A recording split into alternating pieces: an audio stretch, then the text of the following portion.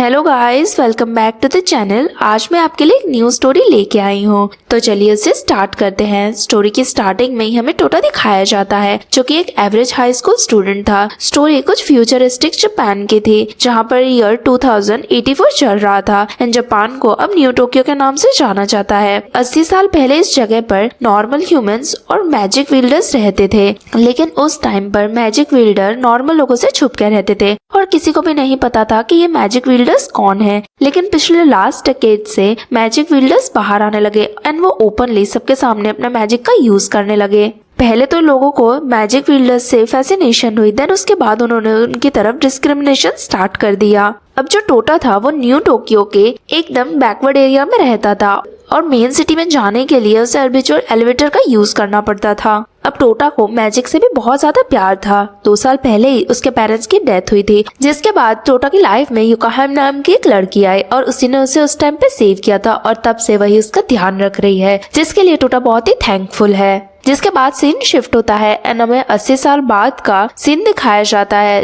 जो कि capital city के हाई अप में था, जहाँ पे एक प्रेस्टिजियस मैजिक एकेडमी दिखाई जाती है जिसमें एक लाल बालों वाला छोटा सा आदमी आगे आता है जिसका नाम नाजी था। वो दिखने में भले ही कितना ही एवरेज हो, लेकिन स्कूल की सारी लड़कियां उसकी फैन थी और उसे मास्टर कह के बुलाती थी। उसका एसएस रैंक बाकी सभी आदमियों से बहुत ही ज्यादा था। पता चलता है कि नाजी स्कूल का टीचर भी है। फिर वो सभी स्टूडेंट्स को बाय बोलकर आगे जाता है, जहाँ पे असुना नाम की एक लड़की उसके सामने आ जाती है जो उसे ओवरपावर कर देती है। उसके अंदर बहुत ही स्ट्रेंथ की एबिलिटी थी जिससे नाजी बहुत ही इम्प्रेस होता है, लेकिन तभी अचानक से नाजी को बहुत ही तेज छींक आ जाती है जिससे वहाँ पर अर्थक्वेक आ गया है ऐसा लगता है और सारी लड़कियों के कपड़े भी ऐसे वैसे हो जाते हैं, जिससे सारी लड़कियां उससे तो बहुत ही इम्प्रेस होती हैं। लेकिन असुना को नाजी पे बहुत ही गुस्सा आता है और वो उसे परवर्ट एंड क्रीप कहती है, जो कहती है कि वो जानबूझ के ऐसी हरकतें करता है लड़कियों को वनरेबल करने के लिए। लेकिन नाजी सच में बहुत ही अपोलोजेटिक था और इससे माफी मांगने की कोशिश करता है, लेकिन असुना उसकी कोई भी बात नहीं सुनती है एंड अपनी सुपर स्ट्रेंथ मैजिक का यूज करके। वहीं दूसरी तरफ सामने वाली बिल्डिंग में विंडो पे बैठ के एक लड़की ये सारी ही लड़ाई को देख रही थी जो कि बहुत ही मिस्टीरियस लग रही थी। तभी पीछे से एक ग्रीन हेयर कलर की लेडी आती है जो उस लड़की को हेडमास्टर बुलाती है। पता चलता है कि इस लड़की का नाम एवेंजेलिन मैकडॉनल्ड है और वो रियल में 700 ईयर ओल्ड एक इमॉर्टल वैम्पायर है।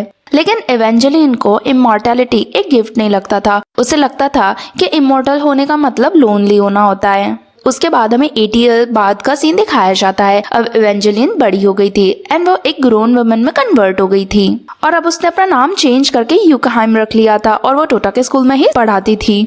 नेक्स्ट मॉर्निंग हम देखते हैं कि टोटा एंड उसके कुछ फ्रेंड्स ट्री पे चढ़ के युकाहाम के आने का वेट करते हैं एंड उस पर अटैक करने का डिसाइड करते हैं। जैसे ही युकाहाम वहाँ पे आती है वो सभी वुडन स्टिक लेके उस पर अटैक करने के लिए जाते हैं, लेकिन युकाहाम अपने इनविजिबल मैजिकल बैरियर से उनके अटैक को ब्लॉक कर देती है और एक सिंपल पंच में उन सबको दूर गिरा देती है। फिर जब सभी क्लास में जाते हैं तो वो उन पर गुस्सा करती है और कहती है कि अभी तो तुम सबको मुझ पर अटैक करने के लिए कम से कम 100 इयर्स ओल्ड होना होगा। पता चलता है कि क्लास के सारे ही बच्चे कंट्री साइड छोड़कर कैपिटल सिटी में जाना चाहते थे और वहाँ से आउटर स्पेस में जाना चाहते थे और आउटर स्पेस में वो सिर्फ अर्बिचुअल एलिवेटर के थ्रू ही जा सकते थे और वहीं जाकर वो अपने लिए कुछ नाम कमा सकते थे। लेकिन विलेज के एल्डर्स ने उन्हें कंट्री साइड छोड़कर जाने के लिए एक शर्त रखी थी कि उन्हें पहले युकाहाम को हराना होगा, इसलिए वहाँ के सभी लोग युकाहाम को हराने के लिए अलग अलग ट्रिक यूज करा करते थे। फिर टोटा एंड उसके फ्रेंड्स युकाहाम से पूछते हैं कि जो तुमने इनविजिबल वॉल का यूज किया था हमें ब्लॉक करने के लिए उसका क्या, लेकिन वो सबके सामने ऐसा प्रिटेंड करती है कि उसे तो समझ में नहीं आ रहा है कि ये लोग किस वॉल के बारे में बात कर रहे हैं। टोटा उससे पूछता है कि तुम मैजिक का तो यूज नहीं कर रही हो ना जैसे हमने सुना था, और उसे कहता है कि अगर तुम मैजिक का यूज कर रही हो तो ये हमारे लिए बहुत ही ज्यादा अनफेयर है। युकाहाम को उनके ऐसे एलिगेशन सुन के बहुत ही गुस्सा आता है, जिससे युकाहाम उन सबके पास आती है एंड मार के सभी को बाहर गिरा देती है एंड टोटा से स्पेशली कहती है कि मुझे पता नहीं था कि मैंने तुम्हें ऐसा वाइनी लूजर जैसा बड़ा किया है। क्लास के बाद टोटा एंड उसके फ्रेंड्स रिवर साइड पे चलते हुए जा रहे थे, जहाँ पे उसके फ्रेंड्स बताते हैं कि ऐसी एक ऐप है जिससे नॉर्मल ह्यूमंस में भी मैजिक पावर डेवलप हो सकती है, लेकिन एक ऐप खरीदने के भी उन्हें 1 लाख यान देने होंगे। ये सुनते ही टोटा कहता है कि हमें युकाहाम को ओल्ड स्कूल वे में ही हराना होगा, हमें ट्रेन करना होगा और इनसे ज्यादा स्ट्रॉन्ग बनना होगा। तभी टोटा के फ्रेंड्स को याद आता है कि आज टोटा के पेरेंट्स की डेथ एनिवर्सरी है। 2 साल पहले आज के दिन ही टोटा के पेरेंट्स की कार एक्सीडेंट में डेथ हो गई थी। टोटा के फ्रेंड्स को उसके लिए बुरा लगता है क्योंकि कार एक्सीडेंट के बाद टोटा की मेमोरी चली गई थी, इसीलिए उसे एक्सीडेंट से पहले का या एक्सीडेंट के टाइम का कुछ भी याद नहीं है। उसके बाद टोटा अपने ग्रैंडपा नाइक के साथ रहता था और जब डेथ के दिन वो ग्रेव साइड पे गए थे तभी वहाँ पे फर्स्ट टाइम वो यूकाहाइम से मिले थे, जहाँ पे यूकाहाइम ने सामने से ही कहा था कि अब से वो टोटा का ध्यान रखेगी। पहले टोटा एंड यूकाहाइम को साथ में रहने में बहुत प्रॉब्लम्स होती थी, उनकी बहुत लड़ाई भी होती थी, लेकिन जैसे ही दोनों साथ में रहने लगे वो एक दूसरे से ज्यादा क्लोज आने लगे और अब दोनों इंसेपरेबल हैं।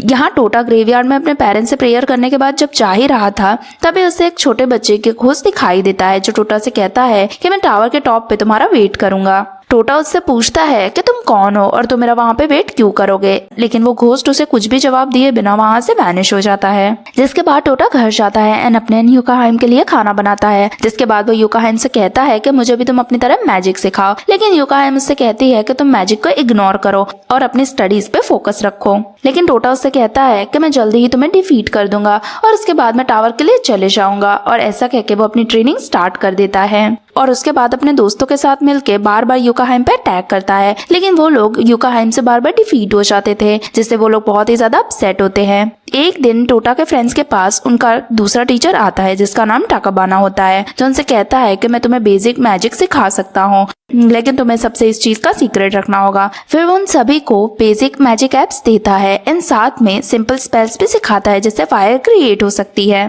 टोटा का फ्रेंड उससे पूछता है कि आप हमारी हेल्प क्यों कर रहे हो, क्या आप यूकाहाइम के खिलाफ कुछ प्लान कर रहे हो, लेकिन टाकाबाना कहता है कि ऐसा बिल्कुल भी नहीं है, मैं बस तुम सबकी हेल्प करना चाहता हूँ ताकि तुम लोग अपना एडवेंचर जल्दी स्टार्ट कर सको।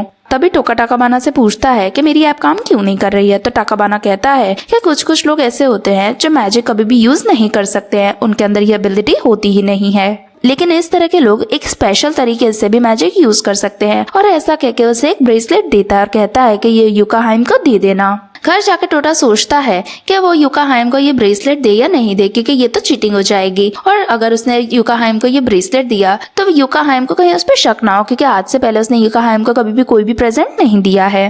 तभी वहाँ पे यूकाहाइम आ जाती है एंड टोटा से पूछती है कि ये ब्रेसलेट किसका है। टोटा उसे वहाँ से देख के शर्मा जाता है एंड वहाँ से भागता है एंड कहता है कि ये ब्रेसलेट मैं तुम्हारे लिए लाया हूँ, अगर तुम्हारा मन हो तो तुम इसे पहन सकती हो। नेक्स्ट इवनिंग यूकाहाइम एक स्टोर से बाहर निकलती है और उसने टोटा का दिया हुआ ब्रेसलेट ही पहना हुआ है। वो अपना टाइम एंजॉय कर ही रही थी कि तभी उसके पीछे से 2 पोर्टल ओपन होते हैं जिसमें से टोटा एंड उसके फ्रेंड्स बाहर आते हैं एंड बाइंडिंग मैजिक का यूज करके यूकाहाइम को बाइंड कर देते हैं ताकि वो कोई भी मूवमेंट ना कर सके। फिर वो सभी उससे कहते हैं कि अब तुम यहाँ से नहीं निकल पाओगे। यूकाहाइम उन सभी की तारीफ करती है कि उन्होंने इतना इजीली यूकाहाइम को ट्रैप कर दिया। तभी पीछे से टाकाबाना आता है और उन सभी के हाथ में से बॉन्ड्स ले लेता है, तोड़ देता है, फिर उन सभी को मार के भी होश कर देता है। तभी टाकाबाना के पीछे से कुछ ब्लैक स्पीयर्स आते हैं। फिर वो यूकाहाइम से कहता है कि पिछले 6 महीने से टीचर बनने का नाटक करते करते मैं थक गया हूँ, लेकिन अब ये नाटक मुझे ज्यादा देर नहीं करना पड़ेगा, और ऐसा कहकर स्पेयर्स को यूकाहाइम की तरफ फेंक देता है। यूकाहाइम उसके अटैक को अपनी शील्ड से रोकने की कोशिश करती है, लेकिन जो ब्रेसलेट उसने पहना हुआ था उसके अंदर एक कोई सीलिंग स्पेल लगा हुआ था जिससे वो अपने मैजिक का यूज नहीं कर पाती है। तभी स्पेयर्स आते हैं एंड उसके बॉडी में लग जाते हैं, लेकिन उससे यूकाहाइम को कुछ भी नहीं होता है। टाकाबाना ये देखकर बिल्कुल भी सरप्राइज नहीं होता और कहता है कि तुम इतनी ज्यादा स्ट्रॉन्ग हो, तभी तो तुम्हारे ऊपर 6 मिलियन येन की बाउंटी लगी हुई है। तभी टाकाबाना अपनी स्वॉर्ड से मन करता है और कहता है कि अब मुझे मेरा काम जल्दी खत्म करना होगा, क्योंकि वैम्पायर के साथ टाइम वेस्ट मुझे नहीं करना है। और जैसे ही वो यूकाहाइम के ऊपर अटैक करने ही वाला था तभी टोटा वहाँ पे आ जाता है, अपनी वुडन स्वॉर्ड से उसके ऊपर अटैक करता है और उससे यूकाहाइम और उसके दोस्तों से दूर रहने के लिए कहता है। लेकिन टाकाबाना को इससे गुस्सा आता है और वो उसे दिखाता है कि वो कितना ही ज्यादा पावरफुल है। फिर वो अपने स्वॉर्ड से एक ही अटैक में टोटा का हाथ काट देता है। हाँ जी दोस्तों, अगर आप भी चाहते हैं क्रिकेट मैच में राइट प्रेडिक्शन से पैसे कमाना, तो आपके लिए हम लाए हैं टेलीग्राम और इंस्टाग्राम पेज, जिसमें कि आपको क्रिकेट मैच से पहले ही बता दिया जाएगा कि आज कौन सी टीम विन करने वाली है। तो है ना कमाल की बात। इनके टेलीग्राम का नेम है भोलू बाय प्रेडिक्शन और इंस्टाग्राम पेज का नेम है माई प्रेडिक्शन भोलू। जैसे कि आपको IPL, श्रीलंका प्रीमियम लीव जैसे कि सारे मैच की रिपोर्ट मैच से पहले ही मिल जाएगी। और तो और मैच के अंदर आपको जैकपॉट मैच भी मिलेंगे जो आपको भोलू भाई प्रिडिक्शन मैच के बीच में भी बता देंगे कि आज कौन सी टीम विन करने वाली है। ये है इनके प्रिडिक्शन के लाइव प्रूफ। और अगर आप भी चाहते हो IPL और श्रीलंका लीग एंड और भी लीग में बैट लगाकर मनी प्राइज विन करना तो ज्वाइन करो भोलू भाई प्रिडिक्शन को। लिंक आपको डिस्क्रिप्शन और कमेंट बॉक्स में मिल जाएगा। तो पैसे कमाओ और धमाल मचाओ। जिसके बाद टाकाबाना उसे मॉक करता है, निडेट बुलाता है, देन फिर अपनी स्वॉर्ड से वो उसे मारने ही वाला होता है, तभी बीच में युकाहाइम आ जाती है एंड उसके स्वॉर्ड को अपने हाथ से ही ब्लॉक कर देती है। फिर युकाहाइम टोटा से कहती है कि तुमने और तुम्हारे फ्रेंड्स ने जो मुझे बाइंड कर दिया था उससे तुम्हें पासिंग मार्क्स मिल चुके हैं, इसलिए अब तुम चाहो तो न्यू कैपिटल जा सकते हो, जिससे टोटा खुश हो जाता है। लेकिन दोनों की खुशी ज्यादा देर की नहीं होती है क्योंकि फिर टाकाबाना युकाहाइम के छोटे छोटे पीसेस कर देता है। ये देख के टोटा तो शॉक हो जाता है, रो रहा होता है, लेकिन तभी टाकाबाना पीछे से आता है एंड टोटा को भी स्टैब कर देता है। अब यहाँ काम खत्म होने के बाद वो टोटा के फ्रेंड्स के पास जाता है उन्हें भी मारने के लिए। टोटा समझता है कि यही अब उसका एंड है, लेकिन तभी युकाहाइम उससे बात करने लगती है। टोटा को तो बिलीव ही नहीं होता है कि युकाहाइम का सिर्फ सिर ही कैसे उससे बात कर सकता है। युकाहाइम टोटा को बताती है कि 2 साल पहले उसने टोटा को मॉन्स्टर में कन्वर्ट कर दिया था, इसीलिए अभी तक टोटा की डेथ नहीं हुई है और इतनी कंडीशन में भी वो जिंदा है। फिर युकाहाइम टोटा से कहती है कि अब तुम्हारे पास 2 ऑप्शन है, या तो तुम एज ए ह्यूमन अभी मर सकते हो या तो तुम मेरा ब्लड पी लो एंड तुम भी मेरी तरह वैम्पायर में कन्वर्ट हो जाओ, फिर तुम पावरफुल हो जाओगे एंड अपने फ्रेंड्स को भी बचा सकोगे, लेकिन ये चॉइस तुम्हारी है। टोटा को पता था कि अब उसके पास एक ही ऑप्शन है, जिसके बाद वो युकाहाइम का ब्लड पी लेता है। ब्लड पीते ही टोटा के अंदर तो एक अजीब सी ही पावर क्रिएट होने लगती है, जिसके बाद टोटा की इंजरीज अपने आप हील होने लगती हैं। टोटा अपनी स्वॉर्ड लेता है एंड खड़ा होता है एंड फिर पूरी ही पावर से टाकाबाना की तरफ चार्ज करता है, लेकिन टाकाबाना वापस टोटा के वुडन स्वॉर्ड को ब्लॉक कर देता है एंड टोटा को दूर गिरा देता है। फिर वो उससे कहता है कि मुझे पता था कि तुम्हारे अंदर रियल में पावर्स नहीं आ सकती हैं, और उसे वापस से मॉक करने लगता है। लेकिन तभी उसे रियलाइज होता है कि ताका वापस से खड़ा होता है एंड उसकी हाथ वापस से रिजेनरेट हो गया है एंड उसके अंदर एक अजीब सी पावर चार्ज अप हो चुकी है। फिर वो पूरी ही ताकत से ताकाबाना की तरफ आता है एंड उसे पंच करता है, जिस पंच से ताकाबाना दूर जाके गिरता है एंड उसे रियलाइज होता है कि अब उसकी डिफीट हो चुकी है।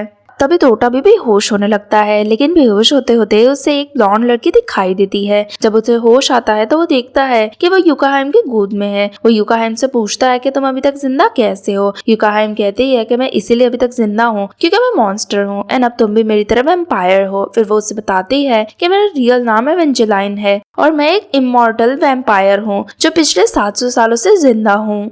साथ ही वो बताती है कि 2 साल पहले उसके पेरेंट्स की एक्सीडेंट में डेथ नहीं हुई थी, लेकिन जब वो मरने वाले थे तब उन्होंने एवेंजेलिन से रिक्वेस्ट करी थी कि वो टोटा को बचा ले, जिससे उसने टोटा को अपना कुछ ब्लड दे दिया था। इसी वजह से टोटा तब सर्वाइव कर गया था, लेकिन तभी वो फुली मॉन्स्टर में कन्वर्ट नहीं हुआ था एंड अब वो एक फुली वैम्पायर बन चुका है। टोटा कहता है कि ये तो अच्छी बात है, अब से मुझे कभी भी मरने का डर नहीं होगा। इवेंजेलिन उसे समझाती है कि as a vampire and mortal होना इतना अच्छा भी नहीं है, लेकिन टोटा कहता है कि मैं बहुत खुश हूँ कि तुम जिंदा हो, क्योंकि जब से वो कंट्री साइड आया था उसके कई फ्रेंड्स बने थे, लेकिन वो किसी के भी साथ इतना कनेक्टेड नहीं था जितना वो इवेंजेलिन के साथ था। नेक्स्ट डे टोटा एंड इवेंजेलिन दोनों ही कंट्री साइड छोड़ के जा रहे हैं, क्योंकि अब इवेंजेलिन का कंट्री साइड में रहना सही नहीं है, क्योंकि उसकी आइडेंटिटी रिवील हो गई है, जिससे टोटा के फ्रेंड्स को हमेशा डेंजर रहेगा। जिसके बाद दोनों ही द कैपिटल न्यू टोक्यो की तरफ बढ़ने लगते हैं ताकि वो लोग टोटा का ड्रीम पूरा कर सके इस टाउन से बाहर निकलने का। जब वो दोनों जाते हैं तब टोटा देखता है कि रास्ते में ज्यादा लोग हैं ही नहीं। इवेंजेलिन उसे बताती है कि मोस्ट ऑफ लोग वैम्पायर के अटैक की वजह से मर जाते थे, इसीलिए पॉपुलेशन अब पहले से काफी ही कम हो गई है। टोटा उससे पूछता है कि हम ट्रांसपोर्टेशन का यूज क्यों नहीं कर रहे हैं, चल के क्यों जा रहे हैं, जिस पे इवेंजेलिन कहती है कि मेरी आइडेंटिटी रिवील हो गई है, जिससे बाउंटी हंटर अब हमारे पीछे पड़े होंगे, इसीलिए हमारी सेफ्टी के लिए हमें चल के जाना ही बेटर रहेगा। लेकिन टोटा अभी भी खुश था क्योंकि फाइनली उसका सपना पूरा हो रहा था एंड वो न्यू टोक्यो जाने वाला था। कुछ देर बाद वो लोग एक कन्वीनियंस स्टोर के बाहर रुकते हैं, जहाँ पे इवेंजेलिन टोटा को समझाती है कि अब वो इमॉर्टल वैम्पायर बन चुका है, इसीलिए हमेशा वो 14 इयर्स ओल्ड का ही रहेगा एंड कभी बड़ा नहीं होगा।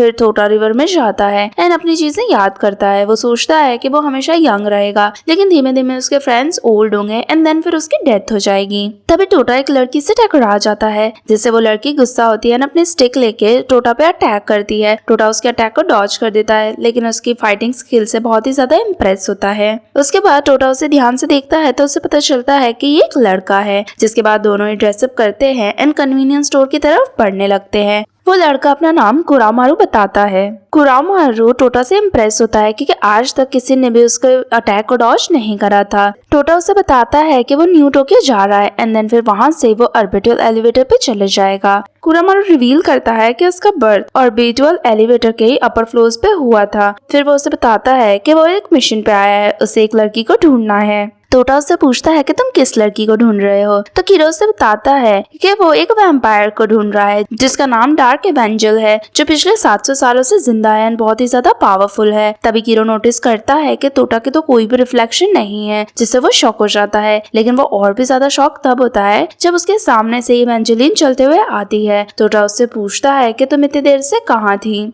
जहाँ पे एवेंजेलिन बताती है कि वो दोनों के लिए ड्रिंक्स लेने गई थी। सडनली कीरो एवेंजेलिन के ऊपर अपने स्वॉर्ड से अटैक करता है, लेकिन एवेंजेलिन तो उसके स्वॉर्ड अटैक को इजीली ब्लॉक कर देती है। देन फिर वो इससे इम्प्रेस होती है उसकी स्वॉर्ड स्किल्स देख के, क्योंकि उसने बहुत टाइम तक ऐसी स्वॉर्ड स्किल नहीं देखी थी। टोटा कीरो से पूछता है कि ये तुम क्या कर रहे हो। कीरो उसे बताता है कि वो इमॉर्टल हंटर्स के क्लैन से बिलोंग करता है एंड उनका नाम शिगारी है और उनका काम यही है कि उन्हें वैम्पायर्स एंड मॉन्स्टर्स को मारना है, इसीलिए वो एवेंजेलिन को मारने आया है एंड अब उसे साथ में टोटा को भी मारना होगा क्योंकि टोटा भी एक वैम्पायर है। जिसके बाद कीरो एवेंजेलिन की तरफ बढ़ता है उसे अटैक करने के लिए, लेकिन एवेंजेलिन तो अपने हाथ से ही कीरो को स्टैब कर देती है, जिसके बाद कीरो की डेथ हो जाती है। टोटा ये देख के एवेंजेलिन पे गुस्सा करता है और उसे कहता है कि तुमने ऐसा क्यों किया। एवेंजेलिन टोटा से कहती है कि कीरो को देखो, जहाँ पे कीरो ऑलरेडी अपनी इंजरी से हील हो रहा था। टोटा फिर देखता है कि कीरो को होश आया है या नहीं आया। तभी कीरो अचानक से होश में आता है एंड एवेंजेलिन को फिर से थ्रेटन करता है कि मैं तुम पे अटैक करूंगा। इवेंजेलिन कहती है कि ऑलरेडी मैंने तुम्हें एक बार डिफीट कर दिया है, लेकिन अगर फिर भी तुम्हें मुझसे लड़ना है तो इससे पहले तुम्हें मेरे स्टूडेंट टोटा को हराना होगा। ये सुनते ही कीरो टोटा की तरफ बढ़ता है एंड उस पर अटैक करने लगता है। टोटा कीरो से कहता है कि अगर तुम्हें मुझसे फाइट करनी है तो उसे फेयर फाइट रखो एंड मुझे भी स्वॉर्ड दो ताकि मैं खुद को डिफेंड कर पाऊँ, और हमें एक कॉन्ट्रैक्ट भी बनाना चाहिए जहाँ पे लूजर जीतने वाले की सारी बात मानेगा, जिस चीज के लिए कीरो भी अग्री हो जाता है। देन फिर दोनों की फाइट स्टार्ट होती है, जहाँ पे टोटा सबसे पहले कीरो के फेस पे ही किक करता है। कीरो गुस्सा होता है एंड उस पे कांस्टेंट अटैक करता है, लेकिन टोटा भी उससे फाइट करता है। देन फिर कीरो फाइनली टोटा का सर काट देता है। उसे लगता है कि ऐसा करने से टोटा की डिफीट हो जाएगी, लेकिन उसके सरप्राइज में टोटा अपना सर पकड़ता है एंड वापस से अपनी बॉडी से उसे कनेक्ट कर देता है। ये देख के तो कीरो बहुत ही ज्यादा शॉक रह जाता है। फिर टोटा कीरो के ऊपर अटैक करने लगता है एंड उससे एक के बाद एक पंच करते जाता है, जिससे कीरो टोटा से हार जाता है। लेकिन टोटा कीरो को मारता नहीं है और उससे कहता है कि अब हमें एक ब्लड कॉन्ट्रैक्ट साइन करना होगा। जब तक हम दोनों जिंदा हैं हम एज अ बेस्ट फ्रेंड जिएंगे, जिसके लिए कीरो भी अग्री हो जाता है। अब तीनों ही फाइट से थक चुके थे, इसलिए वो लोग हॉट स्प्रिंग में जाने का डिसाइड करते हैं, जहाँ पे टोटा नोटिस करता है कि एवेंजेलिन एक छोटी बच्ची की तरह दिखती है। जिसके बाद एवेंजेलिन कीरो के पास जाती है और कहती है कि मैं भी तुम्हें अपने स्टूडेंट की तरह एक्सेप्ट कर सकती हूँ एंड तुम्हें फाइट सिखा के तुम्हें स्ट्रॉन्ग बनने में हेल्प करूंगी, जिससे कीरो भी उसके ऑफर को एक्सेप्ट कर देता है। जिसके बाद तीनों ही न्यू टोक्यो की तरफ बढ़ने लगते हैं। टोटा जहाँ पर एवेंजेलिन से कहता है कि घर से निकलने के 5 दिन बाद ही हमें एक और इमॉर्टल मिल गया, इसका मतलब तो ये है ना कि सिटी में और भी ज्यादा इमॉर्टल होंगे। टोटा तो डिसाइड करता है कि वो बहुत सारे इमॉर्टल लड़कों से मिलेगा एंड उन्हें फ्रेंड्स बनाएगा। उसकी ऐसी बातों से एवेंजेलिन हंसती है और कहती है कि तुम्हारी ऐसी थिंकिंग से मुझे सालों पहले की एक इडियट लड़की भी याद आ गई। तभी वहाँ पे बहुत सारी ब्लैक कार्स आती हैं और उसमें से एक आदमी बाहर निकलता है जो एकदम एवेंजेलिन के सामने आता है। फिर वहाँ पे रेड कारपेट बिछाया जाता है एंड एवेंजेलिन को आगे चलने के लिए कहा जाता है। एवेंजेलिन टोटा एंड कीरो को बताती है कि कई साल पहले उसने इस इडियट लड़के के साथ एक इमॉर्टल ऑर्गेनाइजेशन स्टार्ट करी थी, जहाँ पे वो अपने पावर का यूज करके लोगों की मदद करते थे, और इस ऑर्गेनाइजेशन का नाम यूके होल्डर्स था। तभी उसके 2 टॉप फाइटर्स बाहर आते हैं एंड खुद को इंट्रोड्यूस करते हैं, अपना नाम गारेन एंड मत्से को बताते हैं। जिसके बाद सभी कार में बैठ जाते हैं एंड यूके होल्डर्स के हेडक्वार्टर्स की तरफ बढ़ने लगते हैं। कुछ देर आगे जाके उन्हें बोट राइड भी लेनी पड़ती है, जहाँ पे कारिन एवेंजेलिन से पूछती है कि तुम पिछले 2 सालों से टोटा जैसे बेवकूफ के साथ कैसे रह रही हो, जहाँ पे एवेंजेलिन कहती है कि टोटा जैसा दिखता है वैसा बिल्कुल भी नहीं है और ये बहुत ही लॉन्ग स्टोरी है, किसी दिन मैं तुम्हें जरूर बताऊंगी। फिर वो कहती है कि तुम एंड टोटा दोनों ही बहुत ही स्ट्रॉन्गेस्ट इमॉर्टल एबिलिटी पोजेस करते हो और इसका मतलब ये है कि जिस दिन ह्यूमैनिटी एक्सटेंट हो जाएगी तभी प्लेनेट पे सिर्फ तुम और वो ही शायद जिंदा रहोगे। ये सुनते ही कारिन को तो बहुत ही गुस्सा आता है और वो अपना मग तोड़ देती है। कुछ टाइम बाद वो लोग यूकी होल्डर्स के हेडक्वार्टर्स पे पहुंचते हैं, जो कि न्यू टोक्यो से 10 किलोमीटर दूर है। जब वो लोग अंदर जाते हैं तो बहुत सारे लोग आके एवेंजेलिन का वेलकम करते हैं। टोटा सोचता है कि क्या ये सभी भी उसके एंड एवेंजेलिन की तरह वैम्पायर्स हैं। तभी पीछे से एक मेकअप नाम का लड़का आता है जो टोटा को बताता है कि अलग अलग टाइप के इमॉर्टल बींग्स होते हैं, जैसे कि वैम्पायर्स एंड दूसरे टाइप के इमॉर्टल बींग्स होते हैं जो कितनी भी बार मर जाए लेकिन वीडियो गेम की तरह वापस से रिसरेक्ट हो जाते हैं। फिर वो खुद को यूकी होल्डर के नंबर 6 की तरह इंट्रोड्यूस करता है एंड अपने फ्रेंड इकू को नंबर 10 की तरह इंट्रोड्यूस करता है एंड कारिन नंबर 4 है और वो बताते हैं कि वो सभी एवेंजेलिन के सर्वेंट्स की तरह काम करते हैं। टोटा ये सब कुछ सुन के खुश हो जाता है और कहता है कि मुझे इमॉर्टल बींग्स के साथ फ्रेंड्स बनना है एंड उन सभी से अपना फ्रेंड बनने के लिए कहता है, लेकिन मेकअप कहता है कि अगर तुम्हें हमारा फ्रेंड बनना है तो तुम्हें उसके लिए एक टेस्ट पास करना होगा। ओरिजिनली तो ये टेस्ट बहुत ही टफ हुआ करता था, जहाँ पर रिसोर्ट में जो मॉन्स्टर है उन्हें एक्सटर्मिनेट करने का काम दिया जाता था, लेकिन एवेंजेलिन ने कहा कि ये ज्यादा ही एक्सट्रीम हो जाएगा, इसलिए अब अगर किसी को भी हमारे ग्रुप का मेंबर बनना है तो उन्हें नंबर वाइज लड़ना होगा और इसकी टाइम लिमिट 8 से 7 दिन के सनसेट तक है, जिसमें वो लोग किसी भी तरह लड़ सकते हैं, सरप्राइज अटैक भी कर सकते हैं and free and square fight भी कर सकते हैं। इको कहता है कि वो कीरो के साथ फाइट करेगा, जिससे कारिन टोटा के साथ फाइट करने का डिसाइड करती है। कुछ टाइम बाद उनकी फाइट स्टार्ट हो जाती है, जहाँ पर कारिन एंड टोटा की फाइट होती है। कारिन तो एक ही स्ट्राइक में टोटा को नीचे गिरा देती है। कीरो भी फिर मेकअप से फाइट करता है, जहाँ पे मेकअप उसके सारे ही अटैक्स को इजीली डॉज करता जा रहा था, जिससे कीरो को रियलाइज होता है कि वो मेकअप से बिल्कुल भी जीत नहीं पाएगा क्योंकि उसकी करंट स्किल इतनी ज्यादा पावरफुल नहीं है एंड मेकअप उसके सारे ही अटैक्स को इजीली डॉज कर रहा था, कोई भी स्पेशल एबिलिटी या वेपन यूज करे बिना, जिससे कीरो को रियलाइज होता है कि उन दोनों की स्किल लेवल्स कितनी ही डिफरेंट हैं। कुछ टाइम तक वो लोग इसी तरह लड़ते रहते हैं, लेकिन उसका कोई भी रिजल्ट नहीं आता है। थक के टोटा एंड कीरो थोड़ी देर के लिए रेस्ट करते हैं, जहाँ पे टोटा कीरो से कहता है कि वो कारिन को इजीली हरा नहीं पाएगा। तभी दोनों को सामने से एक ब्लू हेड लड़की आते हुए दिखाई देती है, जिसके हाथ में बहुत ही सामान था। तभी वो लड़की नीचे गिर जाती है और उसका सामान भी गिर जाता है। टोटा एंड कीरो दोनों उसकी हेल्प करते हैं, जहाँ पे वो लड़की अपना नाम यूकी बताती है एंड कहती है कि मैं एक नॉर्मल ह्यूमन लड़की हूँ, मैं सिर्फ यहाँ पे काम करती हूँ। जब से उसने अपना विलेज छोड़ा है तब से बहुत सारी चीजें हुई थी, इसी वजह से नॉर्मल ह्यूमन बीइंग होने के बाद भी उसे इस रिसोर्ट में जॉब मिल गई। टोटा फिर यूकी से कहता है कि तुम्हें जब भी हेल्प की जरूरत हो तब तुम मुझसे कह सकती हो। दूसरी तरफ हम एवेंजेलिन को देखते हैं, जो कि अपने स्कूल के टाइम्स को याद करती है, जब नेजी उसका इंग्लिश टीचर हुआ करता था और उसकी एबिलिटी के बारे में जब नेजी को पता चला था, जिसके बाद नेजी डिसाइड करता है कि उसे अपने डिसाइबल बनाने के लिए एवेंजेलिन को एक टेस्ट देना पड़ेगा और ये टेस्ट टोटा एंड कीरो दे रहे हैं उसी टाइप का था जिसका नाम चाचा मारू था। दूसरी तरफ टोटा एंड कीरो हैवी डिशेस लेकर स्टोरेज यूनिट की तरफ बढ़ते हैं, लेकिन उन्हें रास्ता समझ में नहीं आता। तभी स्टोरेज यूनिट का दरवाजा ओपन होता है एंड वहाँ से एक आवाज आती है। वो आवाज का पीछा करते हुए जाते हैं तो वो एक अंडरग्राउंड केव में पहुंच जाते हैं। उन्हें रियलाइज होता है कि वो गलती से गलत जगह पे आ गए हैं, लेकिन तभी वहाँ पर देखने का डिसाइड करते हैं। जब वो लोग यहाँ वहाँ देख ही रहे थे तभी उन्हें वहाँ पे एक ब्लैक सॉर्ड दिखाई देती है और उसके साथ में उन्हें एक ड्रंक आदमी भी दिखाई देता है। वो टोटा एंड कीरो से पूछता है कि क्या तुम दोनों वही हो जिसे यूकाहाइम अपने साथ में लेके आई है, और वो कहता है कि ये कितनी ही अजीब बात है क्योंकि बेस में आने के फर्स्ट डे पर ही उन्हें यूकाहाइम का सीक्रेट बेस मिल गया है। फिर वो खुद को यूकाई होल्डर का नंबर 2 जिनबे करके इंट्रोड्यूस करता है। पता चलता है कि वो यूकाई होल्डर का सेकंड पावरफुल मेंबर है और फर्स्ट नंबर पे एवेंजेलाइन है। कीरो उससे पूछता है तो इसका मतलब तो यही है ना कि तुम बहुत ही स्किल्ड फाइटर्स हो, लेकिन तभी जिनबे के हाथ में से ड्रिंक की बोतल गिर जाती है तो जिनबे कहता है कि अब तो मैं ये बोतल उठा लूं, यही बड़ी बात होगी। फिर वो टोटा से कहता है कि ये जो सॉर्ड है अगर तुम इसे इस पत्थर में से निकाल दो तो ये तुम्हारे फाइटिंग के लिए बहुत ही पावरफुल वेपन बन सकता है, क्योंकि इस सॉर्ड को एक लेजेंडरी सॉर्ड स्मिथ अल्वायरो ने बनाया था। टोटा कहता है कि मुझे वेपन्स के साथ लड़ना पसंद नहीं है क्योंकि वो वेस्ट ऑफ स्पेस होते हैं, लेकिन जिनबे उसे कहता है कि इस टाइप के वेपन बहुत ही कूल लगते हैं, जिसे टोटा भी अग्री होता है एंड सॉर्ड की तरफ उसे बाहर निकालने के लिए बढ़ने लगता है, लेकिन सॉर्ड तो बिल्कुल भी नहीं हिलती है। जिनबे कहता है कि मैंने तुम्हें कभी भी नहीं कहा था कि ये इजी होगा, और पिछले डेकेड में पता नहीं कितने ही स्ट्रॉन्गेस्ट लोग आए होंगे और उन्होंने ये सॉर्ड निकालने की कोशिश करी होगी, लेकिन आज तक कोई भी सक्सेसफुल नहीं हुआ है। तभी टोटा को वही आवाज आती है जो उसे बाहर से आई थी, जो वॉइस उससे कहती है कि वो डायल बैक करे और फिर सॉर्ड निकालने की कोशिश करे। टोटा वैसा ही करता है, जिससे सॉर्ड बाहर आ जाती है। ये देखकर जिनबे शॉक हो जाता है और उससे पूछता है कि तुमने ये कैसे करा। टोटा उससे बताता है कि उसे किसी की वॉइस आई थी और उसने वही फॉलो की। तभी पता चलता है कि वो वॉइस कहीं और से नहीं बल्कि उसी सॉर्ड में से आ रही थी, और वो सॉर्ड का नाम किरोबो था। सॉर्ड जिनबे से कहती है कि वो टोटा को सिखाए कि उसे किस तरह यूज करना है एंड उसकी एबिलिटीज के बारे में उसे बताए, जिससे जिनबे उस सॉर्ड को टोटा के हाथ में से ले लेता है और कहता है कि ये सॉर्ड जितनी इजी दिखती है उतना उसे विल्ड करना इजी नहीं है।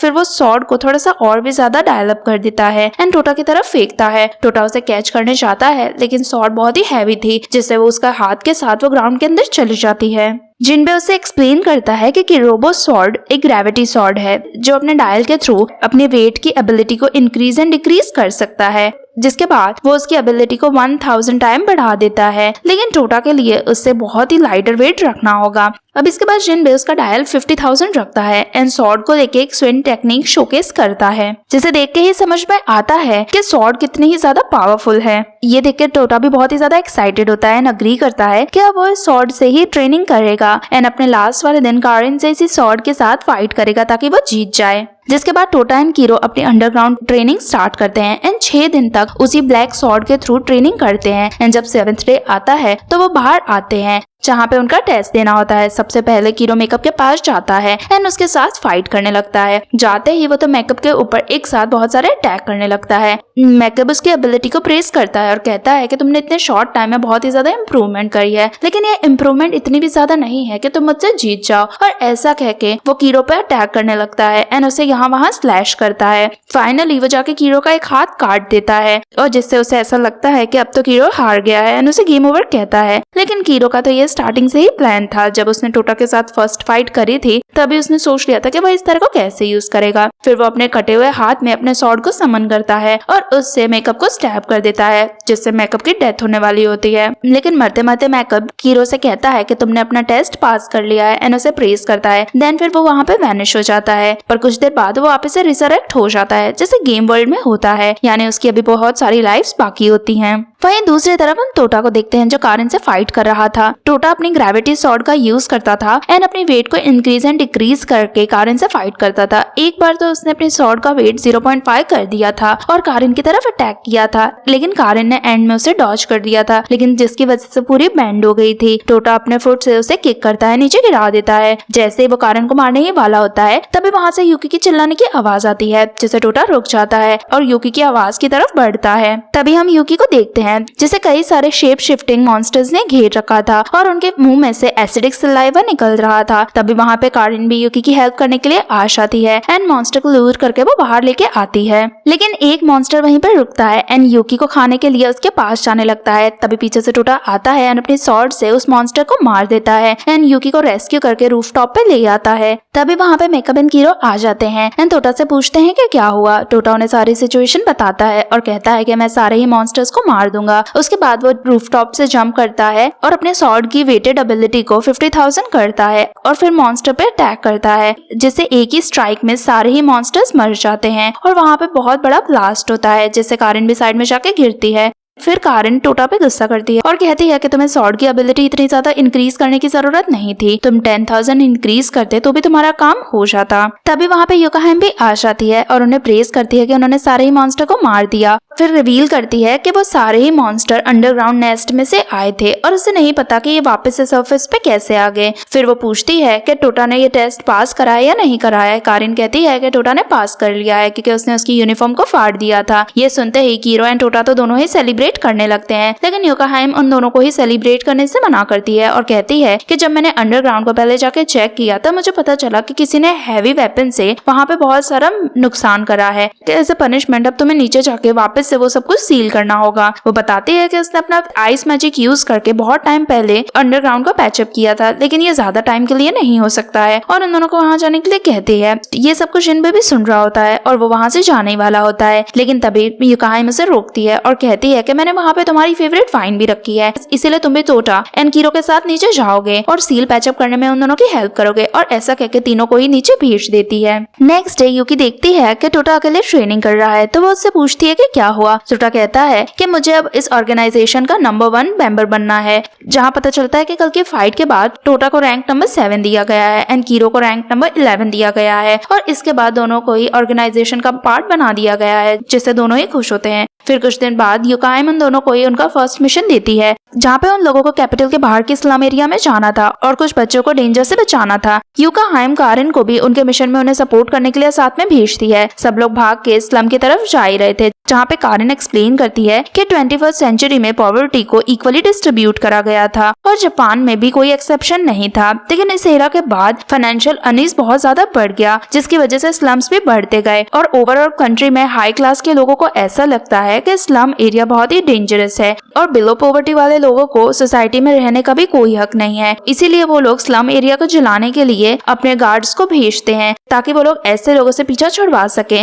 और यूकी ऑर्गेनाइजेशन एंड इमॉर्टल मिलके ऐसे लोगों की मदद करते हैं ताकि हम लोग छोटे बच्चों को प्रोटेक्ट कर सकें। ये सब कुछ सुन के टोटा के अंदर भी एक एक्साइटमेंट आ जाती है और वो भी बैडमैन से लड़ने के लिए तैयार हो जाता है। फिर वो क्लिफ से जंप करके विलेज में जाता है, जहाँ पे कुछ लोग ब्लैक कपड़े पहने खड़े हुए थे एंड छोटे बच्चों पे अटैक करने ही वाले थे, जिनकी केयर टेकर उनके आगे खड़े होकर उन्हें प्रोटेक्ट करती है।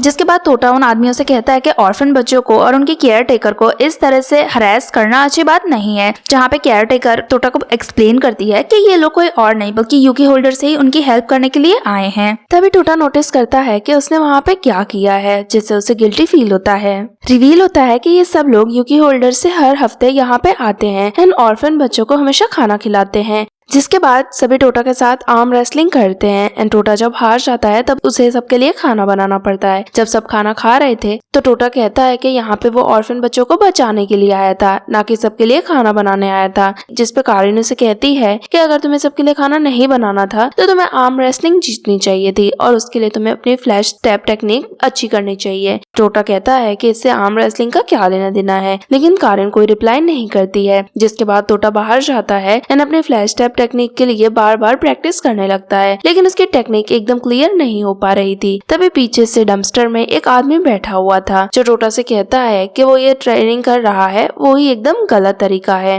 और टोटा से पूछता है कि तुम इस टेक्निक की प्रैक्टिस क्यों कर रहे हो। तो टोटा उसे एक्सप्लेन करता है कि मेरे सीनियर ने मुझसे कहा है कि मुझे अगर आर्म रेसलिंग जीतनी है तो मुझे फ्लैश टैप टेक्निक आनी चाहिए। जिस पर वो पर्सन कहता है कि तुम देखो तुमने अपने आसपास कितना डस्ट क्रिएट करा है, तुम्हारी टेक्निक एकदम क्लीन होनी चाहिए और इतना डस्ट क्रिएट नहीं होना चाहिए। जिसके बाद वो पर्सन खुद फ्लैश टैप टेक्निक करके दिखाता है जो कि एकदम क्लीन होती है। ये देख के टोटा तो शॉक हो जाता है। फिर वो पर्सन टोटा से कहता है कि इसी तरीके से ये टेक्निक यूज करनी चाहिए, हमें अर्थ पावर यूज करके अपनी पावर इंक्रीज करनी चाहिए और ऐसा करने से तुम्हारी पावर बूस्ट होगी एंड तुम आर्म रेसलिंग इजीली जीत जाओगे। टोटा कहता है कि ये दिखने में जितना इजी लगता है उतना इजी नहीं है, जिससे वो पर्सन उसे मारता है और कहता है कि कोई भी टेक्निक हार्ड नहीं होती है, अगर तुम अच्छे से इसकी प्रैक्टिस करोगे तो तुम अर्थ को भी कंट्रोल कर सकते हो। फिर वो हवा में उड़ के दिखाता है और वो कहता है कि ये भी मैंने फ्लैश टैप टेक्निक की हेल्प से ही करा है। उसके बाद वो लड़का अपना नाम काइडो बताता है। काइडो फिर उससे कहता है कि अगर तुम मेरे साथ ट्रेनिंग करोगे तो मैं तुम्हें अपना डिसाइपल भी बना सकता हूँ और तुम्हें अच्छे से ये टेक्निक सिखा सकता हूँ। ये टेक्निक को सीखने का फर्स्ट रूल ये है कि तुम्हें वो सारे काम जो अपने हाथों से करते हो उसे अपने पैरों से करना आना चाहिए, जैसे कि खाना बनाना, खाना खाना और सारी ही चीजें। जिसे टोटा भी उसकी बात मानता है एंड नेक्स्ट डे से ही सारा ही काम अपने पैरों से करने लगता है। इवन ऑर्फनेज में सभी को खाना भी अपने पैरों से बना के ही खिलाता है। तभी ऑर्फनेज में एक लड़का भी था जिसे बड़े होकर बिजनेसमैन बनना था, वो भी टोटा के साथ अपनी ट्रेनिंग करता था।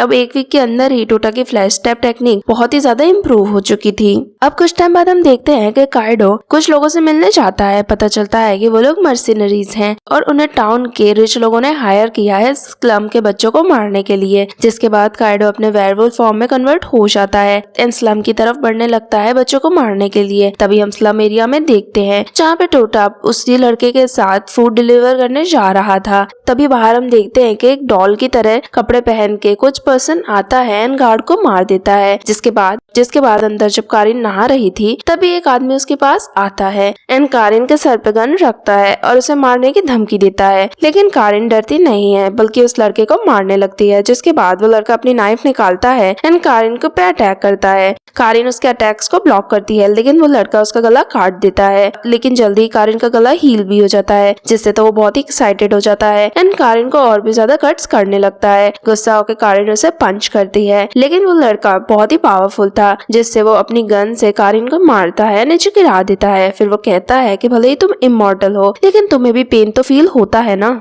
जिसके बाद वो अपनी बाइंड निकालता है एंड कारिन को वहीं पे बाइंड कर देता है। फिर वो बताता है कि वो एक मेज है जो कि स्पिरिट ऑफ शैडोज को कंट्रोल कर सकती है और बाहर जो डॉल्स आग लगा रही हैं एंड यूकी होल्डर के गार्ड्स को मार रही हैं उसे यही कंट्रोल कर रहा है। यहाँ बाहर हम देखते हैं कि टोटा के सामने वेयरवुल्फ आता है एंड टोटा पे अटैक करने वाला होता है। तभी वहाँ पर कीरो भी आ जाता है। टोटा सारी सिचुएशन बताता है। एक मर्सिनरी भी आता है और अपने साथ में उन्हीं पजेस्ड डॉल्स को भी लेके आता है। जब वो वेयरवुल्फ ने टोटा को देखा था तभी वो पहचान गया था कि टोटा एक वैम्पायर है क्योंकि उसके फैंग्स थे। जिसके बाद वो टोटा के ऊपर क्रूसिफिक कॉफिन सील का यूज करता है जिससे टोटा की बॉडी में बहुत सारे होल्स हो जाते हैं जिससे वो बेहोश होकर जमीन पे गिर जाता है। जिसके बाद वो मैजिशियन एंड वेयरवुल्फ दोनों ही कीरो के ऊपर अटैक करते हैं। कीरो को पता था कि वो इन दोनों से अकेले नहीं लड़ पाएगा, जिससे वो हेड क्वार्टर से मदद मांगने के लिए सिग्नल भेजता है और तब तक उन दोनों को वहीं पर रोकने की कोशिश करता है। इसके बाद वो दोनों ही कीरो के ऊपर अटैक करने लगते हैं जहाँ पे वेयरवुल्फ पहले कीरो का हाथ काट देता है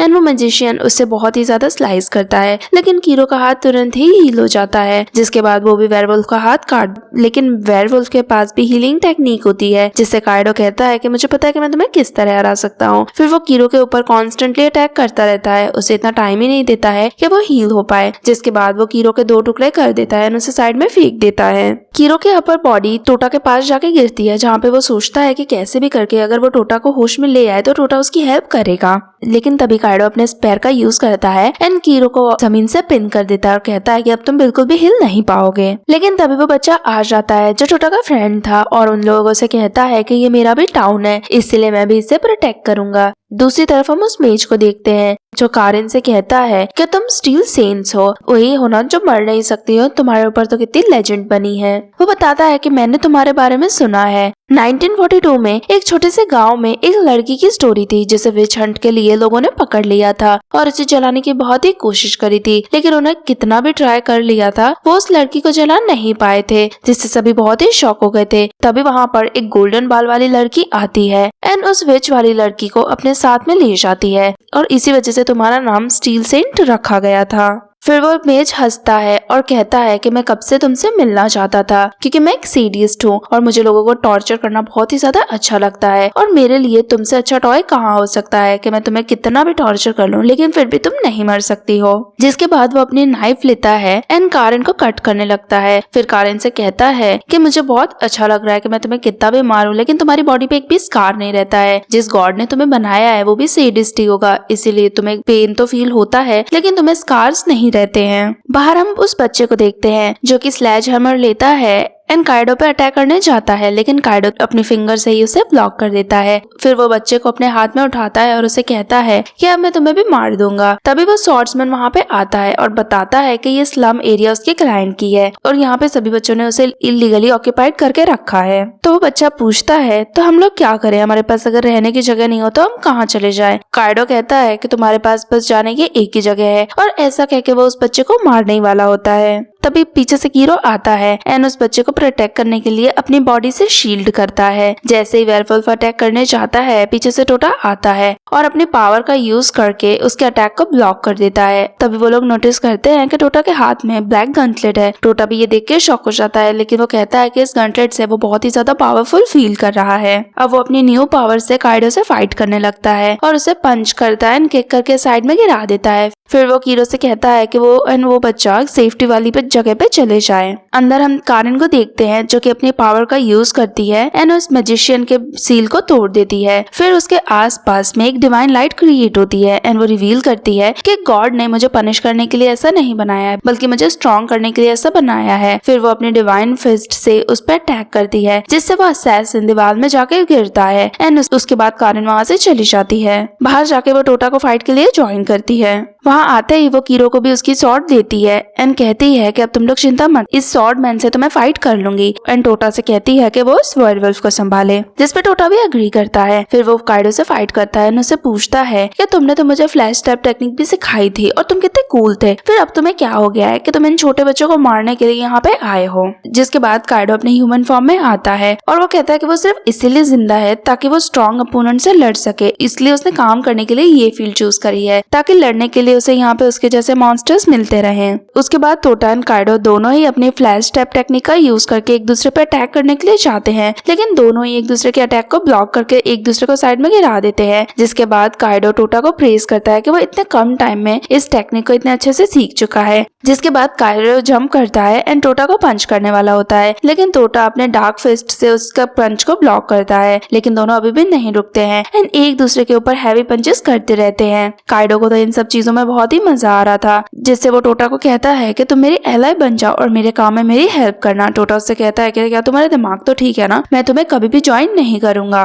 जिस पे काइडो कहता है कि इसका मतलब अब हमारा गुड बाय होने वाला है। फिर वो टोटा के पास आता है और उसकी चेस्ट में होल करके उसके हार्ट को बाहर निकाल देता है। फिर कहता है कि भले ही तुम इमॉर्टल हो लेकिन तुम्हें भी जिंदा रहने के लिए तुम्हारे हार्ट की जरूरत है, बिना हार्ट के तो तुम भी जिंदा नहीं रह पाओगे। लेकिन उसी टाइम पे टोटा अपने प्लॉट आर्मर को अनलीश करता है एंड काइडो का हाथ काट देता है, जिसके बाद उसका हार्ट खुद ही रिस्टोर हो जाता है। फिर उसके अंदर से डेमोनिक पावर्स अनलीश होती है एंड टोटा को कंज्यूम करने लगती हैं। जो स्वॉर्ड्समैन था वो इस पावर को पहचान जाता है और इस पावर का नाम मेजे अरेबिया बताता है। स्टडीज के अकॉर्डिंग अभी तक सिर्फ 2 ही लोग हैं जिनके पास ये टेक्निक है और उन दोनों से ही वो 25 इयर्स पहले मिल चुका है। वो जो फर्स्ट विल्डर थी वो इसे कभी भी मैनेज नहीं कर पाई और उसका नाम डार्क एवेंजेलिन था, लेकिन दूसरा पर्सन उसका ही डिसाइपल था और वो सबसे स्ट्रॉन्गेस्ट मेज बना था और उसका नाम मैगी था। ये पावर अपने आसपास के नेगेटिव इमोशन को ऑब्जर्व करती है और उसे रॉ पावर में कन्वर्ट करती है, इसीलिए वो श्योर था कि ऐसा कोई भी थर्ड यूजर होना ही नहीं चाहिए। स्वॉर्ड्समैन कहता है कि ये पावर टोटा के माइंड को करप्ट कर देगी एंड वो एक पागल मॉन्स्टर में कन्वर्ट हो जाएगा, इसीलिए अभी सही टाइम है टोटा को मारने के लिए। लेकिन कारिन उसे रोकती है और कहती है कि ये पावर टोटा के लिए टर्निंग पॉइंट भी प्रूव हो सकती है टोटा की डेवलपमेंट के लिए, और उसे इंटरफेयर करने से मना करती है और कहती है कि अगर टोटा ह्यूमैनिटी के लिए थ्रेट बना तो यूकी होल्डर उसे डील कर लेगा। वहीं दूसरी तरफ टोटा अपने पावर का यूज करके काइडो को एक बिल्डिंग की तरफ फेंक देता है। फिर वो उस पे कांस्टेंट पंचेस करते रहता है। अब काइडो की हालत बहुत ही ज्यादा खराब हो जाती है। काइडो टोटा से कहता है कि वो हमेशा से यही विश करता था कि वो लड़ते हुए ही मर जाए, लेकिन उसी टाइम पे टोटा अपने सेंसेस में आ जाता है एंड अपनी डार्क मैजिक को रोकने लगता है। फिर वो काइडो से कहता है कि जब वो लड़ रहा था तो उसे अपनी आंखों के पीछे डार्क लाइट दिखाई दे रही थी, लेकिन वो इस पावर को खुद को कंज्यूम नहीं करने देगा और ऐसा कहकर वो अपने ट्रांसफॉर्मेशन को रोक देता है। तभी काइडो खड़े होता है एंड टोटा से कहता है कि टोटा ने अपना अकेला चांस खो दिया जब वो काइडो को मार सकता था, क्योंकि अब काइडो की इंजरीज हील हो चुकी हैं एंड वो टोटा को मार देगा। लेकिन टोटा कहता है कि तुम झूठ मत बोलो, मैंने तुम्हें बहुत मारा था इसीलिए तुम भी बहुत थक गए होगे। फिर काइडो टोटा से कहता है कि इस लड़ाई को खत्म करने का हमारे पास सिर्फ एक ही तरीका है। जिसके बाद वो टोटा के साथ आर्म रेसलिंग करने के लिए कहता है। वो टोटा को कहता है कि तुम्हें फ्लैश स्टेप टेक्निक तो आ गई, लेकिन आर्म रेसलिंग जीतने के लिए दूसरी टेक्निक भी है जहाँ पे हमें ये मानना होता है कि हम इस वर्ल्ड के सबसे स्ट्रॉन्गेस्ट पर्सन हैं। अगर टोटा ने ये अंदर से मान लिया कि वो सबसे स्ट्रॉन्गेस्ट है तो वो कुछ भी कर सकता है एंड इजीली किसी को भी हरा सकता है।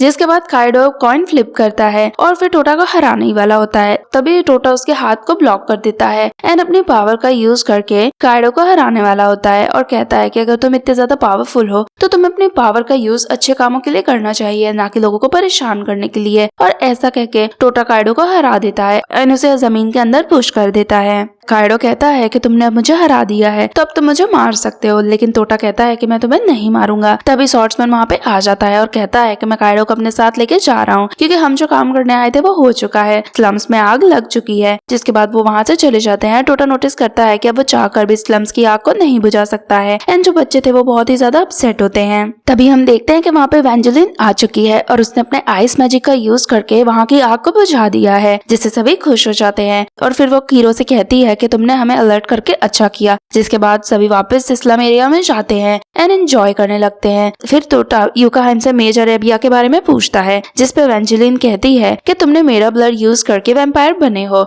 इसलिए मेरी एबिलिटीज तुम्हारे अंदर आना कोई बड़ी बात नहीं है। जिसके बाद सभी वहाँ पे एंजॉय करने लगते हैं। तभी स्पेस स्टेशन में हम देखते हैं कि सभी के एंजॉयमेंट को कोई देख रहा है और उसका सारा ही फोकस टोटा के ऊपर है।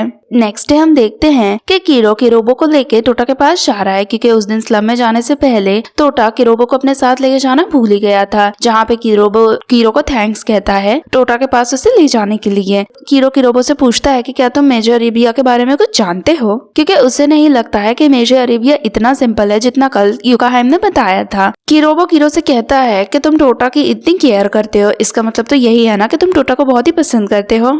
लेकिन कीरो तो बहुत ही ज्यादा शाय फील करता है एंड किरोबो को वहीं पे छोड़ के भाग जाता है। फिर वो टोटा को यूकी से बात करते हुए देखता है, जहाँ पे यूकी उसे अपनी सी बाइक पर राइड पर ले जाती है जो उसने खुद ही बनाई होती है। टोटा को बताती है कि ये उसका ड्रीम है कि वो सोलर रेस जीते, वो हर साल होती है और पूरे ग्लोब से सभी लोग इसमें पार्टिसिपेट करते हैं, इसीलिए वो कैपिटल में आई थी, लेकिन अभी तक उसका सपना पूरा नहीं हो पाया है। लेकिन टोटा उसे इनकरेज करता है और कहता है कि हमें अपने सारे सपने पूरे करने चाहिए और उसे भी रेस में पार्टिसिपेट करने के लिए इनकरेज करता है। नेक्स्ट दिन में कारिन कीरो के रूम में जाती है, जहाँ पे कीरो कपड़े चेंज कर रहा होता है और उसे देख के वो बहुत ही ज्यादा घबरा जाता है। कारिन जब बाहर आती है तो वो कीरो से कहती है कि तुम लड़की हो, इसीलिए मैं तुम्हें अब से लड़कों के रूम में नहीं रहने दूंगी, क्योंकि लड़के और लड़कियों को डॉर्म शेयर नहीं करने हैं। कीरो से कहता है कि मैं लड़का हूँ, लेकिन कारिन उसकी बात पर बिलीव नहीं करती है, उससे फाइट करने लगती है। कीरो से रिवील करता है कि वो एक डेमी ह्यूमंस की फैमिली से बिलोंग करता है, जहाँ पे 16 ईयर के होने तक उन लोगों का कोई भी जेंडर नहीं होता है एंड 16 ईयर पे उन्हें अपना जेंडर चूज करना पड़ता है। जिसपे कारिन कीरो से कहती है कि तो फिर तो तुम्हें गर्ल बनना चाहिए क्योंकि तुम्हें टोटा बहुत ही पसंद है, जिसके बाद तुम टोटा के साथ अपने रिलेशन को कंटिन्यू रख सकते हो। लेकिन ये सुन के कीरो तो बहुत ही शॉक हो जाता है और उसे मना करता है। कारिन उसे फोर्स करने लगती है। तभी वहाँ पे इकू आ जाता है एंड कारिन से कहता है कि हमें अपने डिसीजन इस तरह किसी पर फोर्स नहीं करने चाहिए। रिवील होता है कि उसने कीरो एंड कारिन की सारी ही बातें सुन ली है, जिस पर वो कीरो से कहता है कि क्यों ना तुम एक दिन के लिए लड़की बनो एंड टोटा के साथ डेट पर जाओ, तो तुम्हें समझ में आ जाएगा कि तुम्हें आगे लड़का बनना है या लड़की बनना है। जिसके बाद कारिन एंड इकू कीरो को एक लड़की के कपड़े पहना देते हैं और उसे कन्वर्ट करने के लिए उसके बालों को भी ब्लॉन्ड कलर का कर देते हैं। फिर वो उसे टोटा के पास भेजते हैं, जहाँ पे कीरो टोटा से कहता है कि मैं कीरो की कजिन कायरियो हूँ।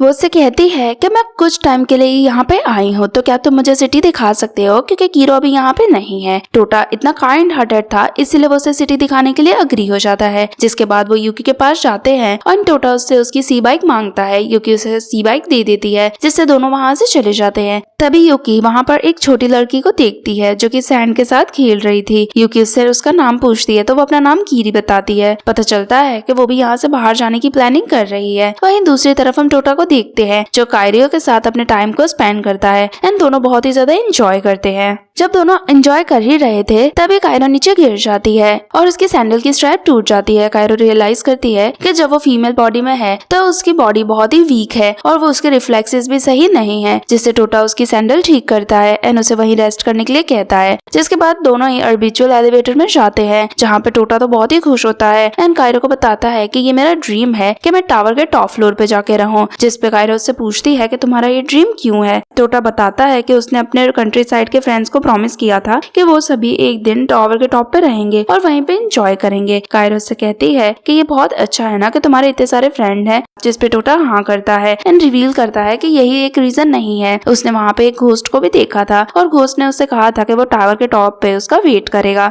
कायरो फिर टोटा को पूछती है कि क्या तुम्हें लड़कियां पसंद है, तो टोटा कहता है कि ये कितना अब्सर्ड क्वेश्चन है, ऑब्वियसली मुझे लड़कियां पसंद है। कायरो एम्बैरेस फील करती है और उससे कहती है कि मेरा ये मतलब नहीं था कि तुम्हें मैं पसंद हूँ, मैं तुमसे बस जनरल पूछ रही थी। टोटा कहता है कि इतना शाय फील करने की जरूरत नहीं है। फिर टोटा उन दोनों के लिए ड्रिंक्स लेने जाने वाला था, लेकिन कायरो उसे रोक के अपनी कीरो वाली आइडेंटिटी बताने ही वाली थी कि तभी वहाँ पे वही असैसिन आ जाता है जिसने कारिन के ऊपर अटैक किया था एंड टोटा के गले पे नाइफ तारीफ रखता है, लेकिन टोटा तो उसको देखे बिना ही उसे स्मैक करके नीचे गिरा देता है। केओस उसकी तारीफ करता है और कहता है कि तुम्हारे रिफ्लेक्सेस तो बहुत ही ज्यादा अच्छे हैं। जिसके बाद वो टोटा को अपने शैडो से बाइंड कर देता है और उसे अपनी शैडो रैम में सिंक करने लगता है। कीरो भी उससे हेल्प करने का सोचता है, लेकिन तभी एक असैसिन वहाँ पे आ जाता है जिसके 6 हाथ होते हैं और वो कीरो को नीचे मार के गिरा देता है। कीरो रियलाइज करता है कि जब वो फीमेल बॉडी में है तो वो बहुत ही वीक है, क्योंकि उसने फीमेल बॉडी में कभी ट्रेनिंग नहीं ली है, और अगर उसने परमानेंटली फीमेल बॉडी चूज कर ली तो इसका मतलब यही होगा कि वो अपने फ्रेंड्स को भी नीड के टाइम पे हेल्प नहीं कर पाएगा। फिर वो खड़ा होता है एंड असैसिन को मारने की कोशिश करता है, लेकिन असैसिन बहुत ही ज्यादा पावरफुल होता है एंड वो कीरो को मार के नीचे गिरा देता है, जिससे कीरो की हालत बहुत ही ज्यादा खराब हो जाती है। जिसके बाद केओस डिसाइड करता है कि वो कायरो को अपने साथ ले जाएगा, लेकिन कायरो समझ जाता है कि अब वो अपने इस ड्रीम को नहीं जी सकता है एंड वो अपने मेल फॉर्म में आ जाता है एंड केओस को पंच करके दूर गिरा देता है। फिर कीरो टोटा को भी रेस्क्यू कर लेता है एंड वो 6 आर्म असैसिन के साथ फाइट करने ही वाला होता है, लेकिन असैसिन कहता है कि अब इसकी कोई भी जरूरत नहीं है क्योंकि वहाँ पे पुलिस आ चुकी थी। जिसके बाद कीरो उन लोगों को वहाँ से भगा देता है एंड टोटा को एक सेफ जगह पे ले जाता है और टोटा को भी होश आता है, जहाँ पे टोटा उससे पूछता है कि क्या हुआ था। कीरो एक स्टोरी बनाता है और उससे कहता है कि वहाँ पे टेररिस्ट अटैक हो गया था और उन लोगों ने उसे किडनैप करने की कोशिश करी थी, लेकिन मैंने उनसे तुम्हें रेस्क्यू कर लिया और मैं तुम्हें यहाँ पे ले आया। टोटा कहता है कि वो बहुत ही डिसअपॉइंट है कि असैसिन ने उसे इतना इजीली कैप्चर कर लिया था। फिर वो कीरो को थैंक्स कहता है और कहता है कि मैं बहुत ही ग्रेटफुल हूँ कि मेरे पास तुम्हारे जैसा एक पार्टनर है जो मुझे हमेशा हेल्प करता है। जिसके बाद कीरो डिसाइड करता है कि वो अपने मेल फॉर्म में ही रहेगा ताकि वो टोटा को एज अ पार्टनर ना खोल दे। फिर टोटा कायरो की तरफ मुड़ता है, उससे कहता है कि तुमने अपनी कजिन कायरो के बारे में मुझे आज से पहले क्यों नहीं बताया। वो बिल्कुल मेरे टाइप की है, अगर मैं किसी से शादी करना चाहूंगा तो उसके जैसी लड़की से करना चाहूंगा। ये सुन के तो कीरो शॉक हो जाता है एंड अपने ट्रांसफॉर्मिंग वाले डिसीजन को होल्ड पर रख देता है। दूसरी तरफ हम कीरी को देखते हैं जो कि सैंड कासल के ऊपर फायर इग्नाइट कर रही थी। तभी को उसके पास आता है और उससे कहता है कि तुम ये सेकंड टाइम कर रही हो, क्या कुछ स्पेशल ओकेशन है जिसके लिए तुम ये करती हो। कीरी कहती है कि एक स्पेशल ओकेशन आने वाला है और इसीलिए ये सब मैं कर रही हूँ। फिर उसके बाद वो वापस अपने सैंड कासल पे ध्यान देने लगती है। तभी वहाँ पे टोटा एंड कीरो भी आ जाते हैं। कारिन एंड नीको देख के उन्हें खुश होते हैं। कारिन तो कीरो को अपने साथ ले जाती है एंड उससे पूछती है कि तुम गर्ल्स की ड्रेस में क्यों नहीं हो और वहाँ पे क्या हुआ। कीरो उससे बताता है कि ये लॉन्ग स्टोरी है, इसलिए मैं तुम्हें बाद में बताऊंगा।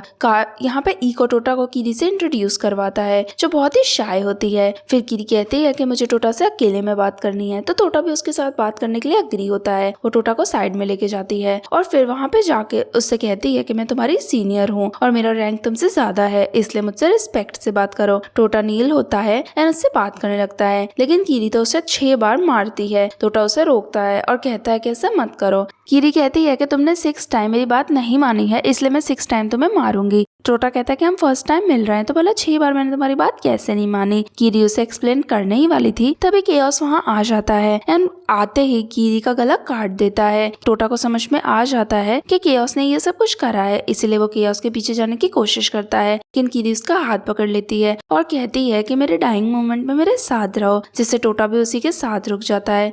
लेकिन वहाँ पे ब्लिंक होता है एंड टोटा एंड कीरी उस टाइम पे पहुंच जाते हैं जब कीरी सैंड कासल बना रही होती है और टोटा ये सब कुछ देख के बहुत ही शॉक हो जाता है। वो दूर यार्ड में कारिन एंड नीको को भी देखता है। उसे तो समझ नहीं आता कि ये क्या हुआ। कीरी उसे बताती है कि उसके पास यही एबिलिटी है कि वो टाइम में पीछे जा सकती है और उसकी एबिलिटी का नाम रीसेट एंड रीस्टार्ट है और उसकी एबिलिटी टाइम में बनाए हुए चेक पॉइंट पे जाने में उसकी हेल्प करती है। इसीलिए जितनी भी बार वो मरती है उतनी बार वो टाइम में पीछे जा सकती है और उसने जिसको टच करा हो वो भी उसके साथ पीछे जा सकता है। इसीलिए वो पहले टोटा पे गुस्सा कर रही थी क्योंकि वो पहले भी 6 बार मर चुकी थी, लेकिन 6 बार टोटा उसके मर्डरर को पकड़ने के लिए वहाँ से भाग जाता है, इसलिए वो टोटा को अपने साथ टाइम में पीछे नहीं ला पाती है। टोटा उससे पूछता है कि तुम मुझसे बात करने की कोशिश क्यों कर रही थी, तो वो रिवील करती है कि फ्यूचर में कुछ बहुत ही बड़ी चीज होने वाली है और तुम्हें उसके सेंटर रहोगे, और उसे ऐसा लगता है कि पहले से इस बारे में टोटा को बता देना ही बेस्ट रहेगा। उसके बाद टोटा के सामने वापस से ईको आता है जिसके पीछे कीरी होती है। फिर ईको टोटा को कीरी से इंट्रोड्यूस करवाता है। कीरी फिर से कहती है कि उसे टोटा से अकेले में बात करनी है। अब टोटा को भी पुरानी मेमोरीज याद होती हैं, जिससे वो दोनों वापस जब एलिवेंस में जाते हैं, कीरी उसे बताती है कि जब वो फर्स्ट टाइम टोटा से मिली थी तब वो टावर पे जाने वाली थी क्योंकि वो यहाँ की शेयर होल्डर थी, लेकिन टोटा ने जैसे ही सुना कि कीरी टावर पे जा रही है वो भी उसके साथ जाने की जिद करने लगता है, जिससे कीरी भी उसे अपने साथ लेके जाने के लिए अग्री हो जाती है। लेकिन कीरी अपनी पूरी बात कह पाए तभी पीछे से केओस आता है और वापस से कीरी पर अटैक करने वाला होता है, लेकिन इस बार टोटा उसके अटैक को ब्लॉक कर देता है। फिर वो अपनी स्वॉर्ड निकालता है और केओस से लड़ने लगता है, लेकिन टोटा उसे किक करके वापस से डंपस्टर में फेंक देता है। केओस उसके पास आता है और उसे वापस से अटैक करने वाला होता है, लेकिन टोटा किरोबो का यूज करता है और उसकी पावर वेट 100,000 टाइम्स बढ़ाता है, जिससे तो केओस उड़ के कहीं दूर चले जाता है। उसके बाद कीरी अपनी कॉन्वर्सेशन कंटिन्यू रखती है। वो बताती है कि जैसे वो लोग टावर के पास आए थे वहाँ पे उन्हें फेट नाम का एक लड़का मिला था जो वर्ल्ड में पावरफुल मेजेस में से आता है। उसने आते ही टोटा को किसी रीजन से किडनैप कर लिया था और उस फ्लोर पे सब कुछ डिस्ट्रॉय कर दिया था। उसमें कारिन और ईको भी थे एंड उसने कीरी को भी कंट्रोल कर लिया था। फिर उसके बाद वो कहता है कि वो टोटा का सोल ओनर है, लेकिन उसी टाइम पे कीरी ने अपनी एबिलिटी का यूज करा था एंड वापस से रीसेट पॉइंट पे आ गई थी, जिसके बाद उसने टोटा को ये सब कुछ बताने का डिसाइड किया था। लेकिन उसको इतनी सी बात बताने के लिए टोटल 8 प्ले थ्रू करने पड़े। इस वजह से जो फर्स्ट टाइम वो टोटा से मिली थी तो वो बहुत ही ज्यादा गुस्से में थी। कीरी उसे बताती है कि फेट एक टाइम पे मैनकाइंड का हीरो था जो वॉर में लड़ता था, लोगों को बचाता था, पर देन पता नहीं क्या हुआ कि वो एक विलन बन गया और अब उसे समझ में नहीं आ रहा कि वो टोटा के पीछे क्यों पड़ा है। तभी पीछे से कारिन और नीकू भी आ जाते हैं एंड ये सारी कॉन्वर्सेशन सुन लेते हैं, जिससे वो भी टावर पे जाने का डिसाइड करते हैं। फिर सभी ट्रेन लेके टावर के लिए निकल जाते हैं। इसके बाद कीरी एक्सप्लेन करती है कि उसके माइंड में 2 प्लान्स हैं। प्लान बी तो यही है कि अगर कुछ भी प्रॉब्लम हुई तो वो टाइम रिवर्स करके वापस से उसी जगह पे चले जाएंगे, और उनका प्लान ए फेट को कैप्चर करने पे फोकस रहेगा और उसे वापस से हेडक्वार्टर्स लेके जाएंगे जहाँ पे पता करेंगे कि वो ये सब कुछ क्यों कर रहा है। वो एक्सप्लेन करती है कि सबसे पहले तो हम उसे टोटा को लेके जाने से प्रिवेंट करेंगे, लेकिन अगर वो ऐसा नहीं कर पाए तो वो अपनी एबिलिटी का यूज करेगी एंड वापस से टाइम कैसल पे चली जाएगी जो उसने अंडरग्राउंड केव में बनाया हुआ है, जहाँ पे इवेंजेलिन ऑलरेडी उनका वेट कर रही होगी। फिर वो सभी टावर पे अपने स्पॉट्स लेने का डिसाइड करते हैं एंड फेट के आने का वेट करने लगते हैं। तभी एक पर्सन हुडी पहन के आता है एंड टोटा के ऊपर सील लगा के वहाँ से चले जाता है। सेम टाइम पे टोटा को भी युकाहाइम का कॉल आता है जिससे एक्सप्लेन करती है फेट उसके ग्रैंडफादर के साथ 80 साल पहले फाइट करता था और कभी कभी वो भी उन लोगों के साथ फाइट करने जाती थी और उन्होंने ही मिलकर यूकी होल्डर बनाया था। लेकिन 20 साल पहले जब तुम्हारे ग्रैंडफादर की डेथ हो गई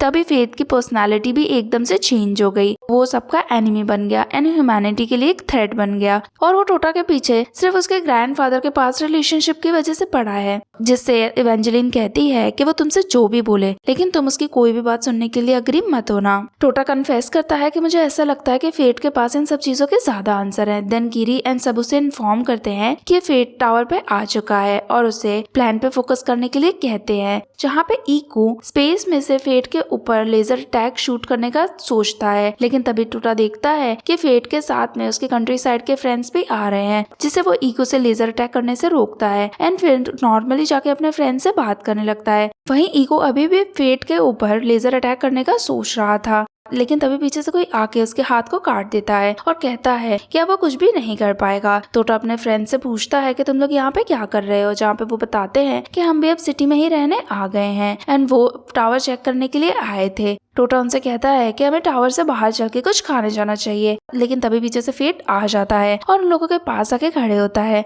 खुद से टोटा को इंट्रोड्यूस करता है और कहता है कि मैं तुम्हारे ग्रैंडफादर का बहुत ही पुराना दोस्त हूँ। फिर उसके फ्रेंड्स को वो हॉस्टेज ले लेता है और रिवील करता है कि उसने सभी का पहले से ही बैकग्राउंड चेक करके रखा है ताकि उसे पता हो कि टोटा के कौन कितना ज्यादा क्लोज है। और वो टोटा से कहता है कि अगर तुम भी अपने ग्रैंडफादर की तरह एक बहुत ही ग्रेट मैन बनना चाहते हो तो तुम मेरे साथ चलो, क्योंकि तुम युकाहाइम जैसे वुमेन के साथ रह के सिर्फ अपने टैलेंट को वेस्ट कर रहे हो। टोटा कहता है कि तुम्हारी प्रॉब्लम युकाहाइम से क्या है, जिस पे फेट कहता है कि वो बहुत ही कनिंग वुमेन है और वो अपने फायदे के लिए दूसरों को डिसीव करती है। ये सब कुछ सुन के टोटा किरोबो को समन करता है और वो फेट से कहता है कि मैं तुम्हारे साथ नहीं जाऊंगा क्योंकि तुम्हारी एंड मेरी थिंकिंग नहीं मैच होती है। फेट उसकी तरफ डिसअपॉइंटेड होके देखता है और कहता है कि तुम्हारे ग्रैंडफादर होते तो इस सिचुएशन में इस तरह का एक्ट बिल्कुल भी नहीं करते। वो पहले इन सब सिचुएशन के बारे में अच्छे से सोचते एंड देन फिर टोटा से पूछता है कि अब तुम क्या करने वाले हो। टोटा कहता है कि अभी तो मेरे पास मेरा ट्रम्प कार्ड है। फिर वो चिल्लाने लगता है कि टावर के अंदर टेररिस्ट अटैक हो रहा है, जिससे सभी वहाँ से इवैक्यूएट होने लगते हैं। उसी टाइम पे वहाँ पे किरान भी आती है एंड फेट के ऊपर अटैक करने की कोशिश करती है,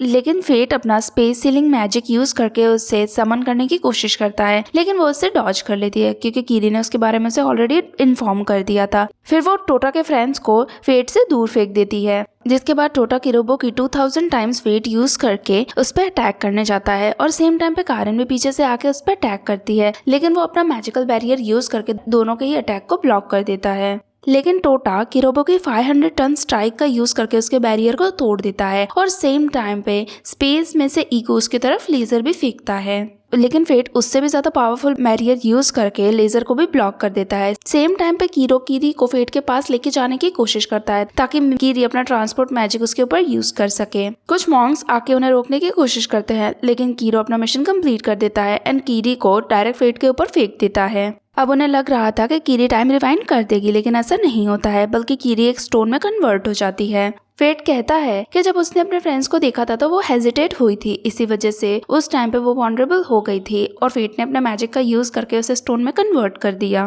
तभी कारेन आती है एंड कीरी को खुद से बांध लेती है एंड फिर लड़ने के लिए तैयार हो जाती है। तभी वहाँ पे 6 आर्म असैसिन भी आ जाता है एंड फाइट ज्वाइन कर लेता है और यहाँ इको भी उस मेड के साथ लड़ने के लिए तैयार हो जाता है। टोटा डिसाइड करता है कि वो फेट के साथ 1-on-1 फाइट करेगा ताकि उसे कई सारे आंसर्स मिल सके। जिसके बाद टोटा अपना फ्लैश टैप टेक्निक यूज करके उस पर अटैक करने जाता है, लेकिन फेट उसे ब्लॉक कर देता है एंड पीछे पुश कर देता है। उसके बाद टोटा उस पर हिडन अटैक करने की भी कोशिश करता है, लेकिन वो सारे अटैक को डिफेक्ट कर देता है और फिर वो उससे पूछता है कि तुम अपने स्वॉर्ड का यूज क्यों नहीं कर रहे हो। और ऐसा कहते ही फेट उसके ऊपर कई सारे डैगर्स ऊपर से फेंकने लगता है, लेकिन टोटा सारे ही डैगर्स को ब्लॉक कर देता है। उसके बाद टोटा अपनी स्वॉर्ड यूज करता है एंड उस पर काउंटर अटैक करता है, जहाँ पे वो स्वॉर्ड पे अलग अलग वेट सेटिंग यूज करता है एंड फेट की चीक को भी स्क्रैच कर देता है। लेकिन फेट तो बस स्माइल करता है, अपने अर्थ का मैजिक यूज करके उसे पीछे पुश कर देता है। टोटा सारे ही अटैक को ब्लॉक्स करता है, लेकिन तभी उसे कारेन का कॉल आता है और वो उसे बताती है कि कीरी के हाथ पे एक काउंटडाउन टाइमर है जो कि 1 मिनट का है। ये सुनते ही टोटा तो स्माइल करने लगता है और कहता है कि उसे ऐसा लगता है कि टाइम वापस से रीस्टार्ट होने वाला है। जिसके बाद टोटा फेट को मॉक करने लगता है। फेट को गुस्सा आता है और वो कहता है कि ऐसा नहीं चलेगा। फिर वो टोटा का फेस पकड़ता है एंड उस पर अटैक करता है, लेकिन टोटा इसी चीज का फायदा उठाता है एंड फेट को भी अटैक करता है एंड वेट पावर का यूज करके उसे ग्राउंड पे ले जाता है जहाँ पे कीरी एंड कारेन थे। फिर उसी टाइम पे टाइमर ऑफ होने वाला था। फिर वो फेट का एंड कीरी का हाथ पकड़वा देता है, तभी वो वापस से अपने नॉर्मल फॉर्म में आ जाती है एंड वापस से टाइम रीसेट हो जाता है एंड वो अंडरग्राउंड केव में पहुंच जाते हैं, जहाँ पे यूका हाइम ऑलरेडी उनका वेट कर रही थी एंड फेट को देख के हंसती है और कहती है कि तुम इतने बच्चों के ट्रिक में भी फंस गए और यहाँ पे आ गए। फेट यूका हाइम के साथ लड़ने वाला होता है, लेकिन यूका हाइम उससे कहती है कि तुम अब अपनी डिफीट एक्सेप्ट कर लो क्योंकि तुम यहाँ मुझसे नहीं जीत पाओगे। फेट भी अपनी डिफीट एक्सेप्ट करता है और कहता है कि मैं यहाँ से जाने से पहले सभी के एक एक क्वेश्चन का आंसर करूंगा। जिसके बाद सबसे पहले उसके सामने इको आता है और उससे पूछता है कि तुम टोटा के साथ क्या करने वाले हो। फेट कहता है कि वो टोटा का यूज करके उसके ग्रैंडफादर नाजी को सेव करना चाहता था और वो रिवील करता है कि उसके ग्रैंडफादर अभी भी जिंदा हैं। फिर कारेन सामने आती है एंड उससे पूछती है कि तुम यूका हाइम और नाजी में से किससे ज्यादा प्यार करते हो, लेकिन इस चीज का आंसर वो नहीं देता है और कहता है कि मैं नाजी से ज्यादा प्यार करता हूँ, क्योंकि उसे पता था कि वो कुछ और ज्यादा बोलेगा तो यूका हाइम उस पर अटैक कर सकती है। उसके बाद कीरो पूछता है कि क्या तुम्हें टोटा की जरूरत अभी है ताकि वो अपने ग्रैंडफादर को सेव कर सके। फेट कहता है कि ये अच्छा क्वेश्चन है, लेकिन हम अभी उसके ग्रैंडफादर को बचाने के लिए 20 साल और रुक सकते हैं। उसके बाद टोटा की बारी आती है, जहाँ पे वो फेट से पूछता है कि क्या तुम ही थे जिसने मेरे पेरेंट्स को मारा था, जिस पर फेट हाँ बोलता है। ये सुनते ही टोटा को गुस्सा आता है और फिर वापस से वो अपने डार्क गंटलेट को बाहर निकालता है। टोटा उससे कहता है कि मैं तुम्हें मार दूंगा, लेकिन सडनली उसके बैग पे जो सील लगी हुई थी वो ग्लो होने लगती है, जहाँ पर एक होलोग्राम सर्कल बनता है जिसमें से एक रेड हेड घोस्ट बाहर आता है। पता चलता है कि ये घोस्ट कोई और नहीं बल्कि टोटा के ग्रैंडफादर नीजी है और कहता है कि फेट की कोई भी बातों पे बिलीव मत करो। जिसके बाद वो फेट एंड इवेंजेलिन की तरफ मुड़ता है और उनसे रिवील करता है कि ये प्री रिकॉर्डेड मैसेज नहीं है। फिर वो टोटा की तरफ मुड़ता है और कहता है कि मुझे तुम्हें टावर के टॉप पे कुछ इंपॉर्टेंट बात बतानी है। सेम टाइम पे टेलीपैथिकली यूका हाइम कीरो से कहती है कि टोटा के बैग पे कहीं पे कोई सील होगी, उसे डिस्ट्रॉय कर दो। ये बात सुनते ही कीरो टोटा के पीछे आता है और वो सील को डिस्ट्रॉय कर देता है, जिससे नेजी अपनी पूरी बात नहीं कह पाता। टोटा ये सब कुछ देख के बहुत ही बुरा फील करता है। सेम टाइम पे यूका हाइम भी फेट से कहती है कि अभी हमें भी आपस में फाइट करना बंद कर देना चाहिए। कुछ टाइम बाद फेट वहाँ से चले जाता है एंड टोटा यूका हाइम के पीछे जाता है एंड उससे पूछता है कि तुमने इतने टाइम तक मुझे झूठ क्यों बोला कि मेरे ग्रैंडफादर की डेथ हो गई है। लेकिन यूका हाइम उसके कोई भी क्वेश्चन का आंसर नहीं करती है एंड अपने ऑफिस में जाके खुद को बंद कर लेती है एंड टोटा से कहती है कि वो बिजी है। अपसेट होकर टोटा बाहर जाता है एंड अपनी रोज की ट्रेनिंग स्टार्ट कर देता है। तभी हम देखते हैं कि हेड क्वार्टर्स पे एक ओल्डरली वुमेन आती है जो अपनी ग्रैंड डॉटर एंड अपने फ्रेंड चाचा मारू के साथ में होती है। वहाँ आते ही वो यूकाहाइम से मिलने की डिमांड करती है, लेकिन जो ग्रैंड डॉटर होती है वो तो टोटा से ऑब्सेस्ड होती है क्योंकि उसके ग्रैंडफादर ने उसकी ग्रैंड मदर का दिल एक बार तोड़ दिया था। वो लड़की टोटा पे गुस्सा करती है और कहती है कि तुम्हारे अंदर भी वैसे ही जीन्स हैं, इसीलिए मुझे तुम बिल्कुल भी पसंद नहीं हो। फिर वो अपना नाम ज़ोरे बताती है और कहती है कि तुम एक प्ले बॉय हो, और ऐसा करके टोटा पे अटैक करने जाती है, लेकिन टोटा तो उसे अपनी सिंपल स्ट्रेंथ से ही दूर फेंक देता है। वो टावर से नीचे गिरने वाली होती है, तभी टोटा उसके पास जाके उसे सेव भी कर लेता है, जिससे तो मिज़ोरे उससे बहुत ही ज्यादा इम्प्रेस हो जाती है। अब दिन भर हम देखते हैं कि टोटा के पास तीनों ही लड़कियां आती हैं, बार बार उसे इम्प्रेस करने की कोशिश करती हैं, लेकिन टोटा किसी से भी बात करने में इंटरेस्टेड नहीं था, उसे सिर्फ यूकाहाइम से ही बात करनी थी। शाम को वो यूकाहाइम से बात करने जाता है जब वो अपने ओरिजिनल फॉर्म में थी और उसे कन्फ्रंट करता है। टोटा उससे पूछता है कि क्या तुम मेरे ग्रैंडफादर से प्यार करती थी, जिस पे यूकाहाइम हाँ करती है, लेकिन वो कहती है कि जिस पर्सन को तुमने देखा था वो तुम्हारे ग्रैंडफादर नेजी नहीं थे। तुम्हारे ग्रैंडफादर नेजी बहुत ही ज्यादा पावरफुल विज़र्ड थे। 20 साल पहले उन्होंने एक इवल विज़र्ड के साथ फाइट करी थी एंड उसे हराया था, जिसका नाम लाल्डा था। कई सालों से फेट एंड वो नाजी को बचाने की कोशिश कर रहे हैं, लेकिन दोनों की आइडियोलॉजी अलग है, इसीलिए फेट यूकी होल्डर छोड़ के चला गया और उसने अपनी एक नई ऑर्गेनाइजेशन क्रिएट करी। टोटा फिर उससे अपने ग्रैंडफादर के बारे में सच बताने के लिए कहता है, जिससे वो रिवील करती है कि 2 साल पहले टोटा ऑर्फन हुआ था। ये बात सच है और ऐसा फेट की वजह से ही हुआ था, लेकिन उसके पेरेंट्स की डेथ फेट की वजह से नहीं हुई थी। ये सुनते ही टोटा पूछता है, तो इसका मतलब ये है कि मेरे पेरेंट्स अभी भी जिंदा हैं? जिस पर इवेंजेलिन कहती है कि ऐसा नहीं है, वो बाकी ह्यूमंस की तरह बॉर्न नहीं हुआ है, बल्कि वो अपने ग्रैंडफादर नेजी की जेनेटिक इन्फॉर्मेशन का यूज करके क्रिएट करा गया है। मतलब कि वो रियल ह्यूमन नहीं है बल्कि एक क्लोन था। ये सब कुछ सुन के टोटा बहुत ही ज्यादा सैड एंड डिप्रेस हो जाता है। उसे बुरा लगता है कि पूरी लाइफ सबने उससे झूठ बोला और 2 साल पहले उसकी मेमोरीज नहीं गई थी, बल्कि उसके पास कोई मेमोरीज थी नहीं, जिससे तो वो और भी ज्यादा अपसेट होता है। ये सब कुछ देखकर मिज़ोरे उसे चीयर अप करने का डिसाइड करती है एंड उसे कैपिटल में ले जाती है, जहाँ पे प्रमोशनल मैचेस चल रहे थे। और फेस्टिवल में मार्शल आर्ट टूर्नामेंट्स भी चल रहा था, जहाँ पे पूरे वर्ल्ड से स्ट्रॉन्ग मार्शल आर्टिस्ट फाइट करने के लिए आए थे। वो बताती है कि जो फर्स्ट राउंड है वो ग्रेट महावरा एकेडमी में होने वाला है, जो फाइनल राउंड है वो टावर के टॉप पे होने वाला है। ये सुनते ही टोटा तो बहुत ही ज्यादा एक्साइटेड हो जाता है और वो भी टूर्नामेंट में एंटर करने का ट्राई करता है, लेकिन सारे ही एंट्री स्लॉट सोल्ड हो चुके थे, जिससे वो अपसेट होता है एंड ऊपर जाके पूरी सिटी को बहुत ही ध्यान से देखने लगता है। तभी पीछे से मिज़ोरे की ग्रैंडमदर आती हैं, जो रिवील करती हैं कि वो नाजी की ओल्ड स्टूडेंट थी और साथ ही में वो यूकाहाइम की क्लासमेट भी थी, और यूकाहाइम की क्लासमेट अयाका है। वो उससे चाचा मारू एंड माना से भी इंट्रोड्यूस करवाती है, जो महावरा एकेडमी के डायरेक्टर्स हैं और इस टूर्नामेंट के होस्ट भी हैं। उसके बाद सभी लोग क्लासरूम में जाते हैं, जहाँ पर वो लोग अपने पुराने दिन को याद कर रहे होते हैं। तभी कोइंसिडेंटली पता चलता है कि कुछ पार्टिसिपेंट को इंजरीज हो गई है, जिससे वो टूर्नामेंट में पार्टिसिपेट नहीं कर पाएंगे और उनकी जगह टोटा चाहे तो फाइट कर सकता है। टूर्नामेंट स्टार्ट होता है एंड टोटा की फर्स्ट अपोनेंट वही लड़की होती है जिसने हुडी पहन के रखी थी। वो रिवील करती है कि वो कटलस नाम के मेज की फॉलोअर है और वो कहती है कि वो टोटा की सिस्टर भी है, और टोटा को वो एक फेल्ड एक्सपेरिमेंट कह के उसे बीच में से काट देती है, जिसके बाद टोटा अपना मेजरेबिया यूज करता है, लेकिन उससे उस लड़की को कोई फर्क नहीं पड़ता है। वो अभी भी उसे यूजलेस कहती है एंड अपने स्वॉर्ड का यूज करके उसके सारे ही पावर्स को ब्लॉक कर देती है। इतने पावरफुल ब्लो की वजह से टोटा अपना दिमाग खोने लगता है, लेकिन तभी उसके फ्रेंड्स उसके लिए चीयर करते हैं, इसलिए वो डिसाइड करता है कि वो कटलेस से फाइट करेगा, लेकिन कटलेस उसे चुप रहने के लिए कहती है। तभी हम देखते हैं कि अरीना में नेजी भी आ चुका है। वो आते ही वहाँ पे सारा ही मैजिक डिस्पेल कर देता है, जिससे टोटा खड़े होता है और उसके पास चल के आता है और उससे पूछता है कि जब मैं विलेज में था तब तुमने एक भी बार मुझे अबडक्ट करने की कोशिश क्यों नहीं करी। नेगी कहता है क्योंकि तुम्हें उस टाइम पे यूकाहाइम बहुत ही ज्यादा प्रोटेक्ट करके रख रही थी और इस बारे में तुम्हें कुछ पता भी नहीं था। तभी हम देखते हैं कि वहाँ पे यूकाहाइम आ गई है और अपने आइस मैजिक का यूज करके वहाँ पे आती है एंड टोटा के सामने खड़ी हो जाती है। नेजी उससे कहता है कि तुम तो पहले से भी ज्यादा स्ट्रॉन्ग लग रही हो। यूकाहाइम कहती है कि मुझसे इस तरह बात मत करो कि जैसे तुम मुझे जानते हो, मुझे पता है कि तुम रियल में मेज ऑफ बिगिनिंग हो।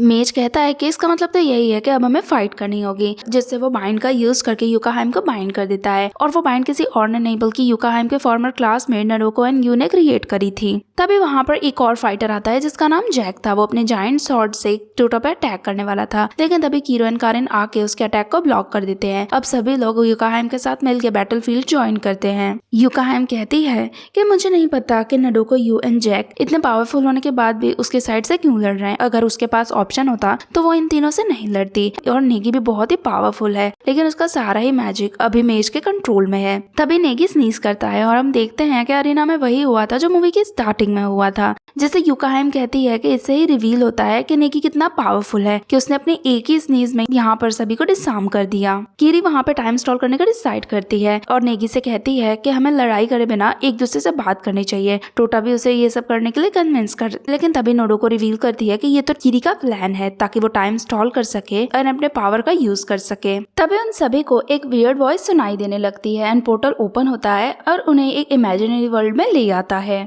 जहाँ पे टोटा को अल्बायरो नाम का एक पर्सन मिलता है जिसने ही गिरोबो को क्रिएट किया था। वो स्टोरी बताता है कि कैसे फर्स्ट टाइम यूका हाइम नॉगी से मिली थी जब नॉगी ने उसकी जान बचाई थी और उसे नॉगी से लव एट फर्स्ट साइट ही हो गया था, लेकिन नॉगी ने उसकी फीलिंग्स को रिटर्न नहीं करा था और किसी दूसरी वुमेन से शादी कर ली थी, जिसके बाद उनका एक बेबी हुआ था और वो कोई और नहीं बल्कि नेगी था जो यूका हाइम का टीचर था और यूका हाइम को उससे भी प्यार हो गया था, लेकिन नेगी ने भी उसकी फीलिंग्स को रिटर्न नहीं करा था। टोटा फिर अल्बायरो को थैंक यू करता है कि उसने मेमोरीज में कम से कम ये तो दिखाया कि यूका हाइम एक टाइम पे खुश थी, लेकिन अल्बायरो कहता है कि ये मेमोरीज नहीं है। तभी पीछे से बिगिनिंग ऑफ मेज अपीयर होता है एंड यूका हाइम को बाइंड कर देता है। फिर वो यूका हाइम के टुकड़े कर देता है और पीछे से अल्बायरो भी टोटा को बहुत सारे स्पेयर्स से पोक करता है, जिसके बाद टोटा जमीन पर गिर जाता है। फिर वो क्रॉल करते हुए यूका हाइम की बॉडी के पास जाता है। यूका हाइम बहुत ही अपसेट थी तो टोटा उसे हक करते हुए कहता है कि अब उसे इटर्नल लाइफ में अकेले नहीं रहना है और वो हमेशा उसके साथ रहेगा। ये सुनते ही यूका हाइम तो खुश हो जाती है एंड अपने नॉर्मल सेंसेस में वापस आ जाती है। एक्सप्लोजन होता है लेकिन टोटा उसे ब्लॉक कर देता है। यूका हाइम बताती है कि ये एक इमेजिनरी वर्ल्ड है जिसे मेज ने क्रिएट करा है और वो जो भी चाहे यहाँ पे कर सकती है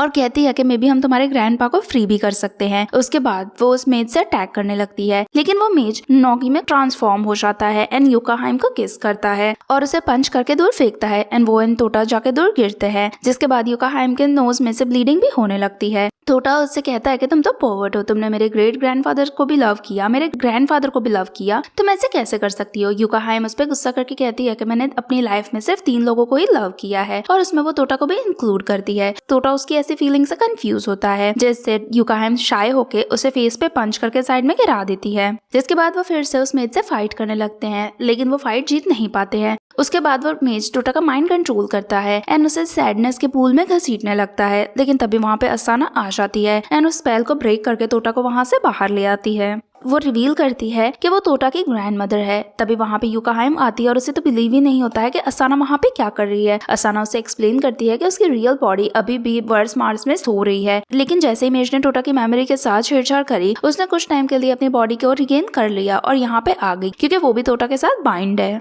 वो टोटा को ये भी बताती है कि जब से वो इस वर्ल्ड में आया है तब से रियल वर्ल्ड में सिर्फ 0.76 सेकंड्स ही हुए हैं और कहती है कि मैं यहाँ से निकलने में तुम सबकी हेल्प करूंगी और हम सब मिलके मेज को हरा देंगे एंड इस सील को भी ब्रेक कर देंगे। फिर सभी भाग के जाते हैं एंड अपनी लड़ने की पोजीशन पे पहुंच जाते हैं एंड मेज के सामने खड़े हो जाते हैं, जहाँ पे यूका हाइम कटलेस से फाइट करती है, कीरी एंड कारिम जैक से फाइट करते हैं, कीरो नडोको से फाइट करता है और टोटा डायरेक्ट नेगी के पास अपने स्वॉर्ड एंड डार्क कंटेंट लेके उससे लड़ने के लिए जाता है। सेम टाइम पे वहाँ पे फेट भी आ जाता है एंड उन्हीं लोगों के साथ फाइट करने लगता है। उसकी पावर से एंड यूका हाइम की पावर से कुछ टाइम के लिए वो नेगी की सोल को मेज से अलग कर देते हैं। नेगी उन सबसे बात करने लगता है, लेकिन टोटा इस टाइम को यूका हाइम को देता है ताकि वो नेगी से बात कर सके। यूका हाइम उसे हक करती है, लेकिन तुरंत ही कुछ सेकंड बीत जाते हैं एंड सभी लोग अपनी बॉडी में वापस से आ जाते हैं। उसके बाद फेट एंड यूका हाइम फ्रीज हो जाते हैं एंड नेगी को पेट्रीफाई कर देते हैं, लेकिन वो सील को अपने मेगे अरेबिया से ब्रेक थ्रू कर देता है। फिर वो उन दोनों को ही बीच में से काट देता है एंड टोटा की तरफ बढ़ता है उससे लड़ने के लिए, लेकिन टोटा ने भी अपना मेगे अरेबिया एकदम परफेक्ट कर लिया था और वो भी अब अपने ग्रैंडफादर के अगेंस्ट लड़ने लगता है।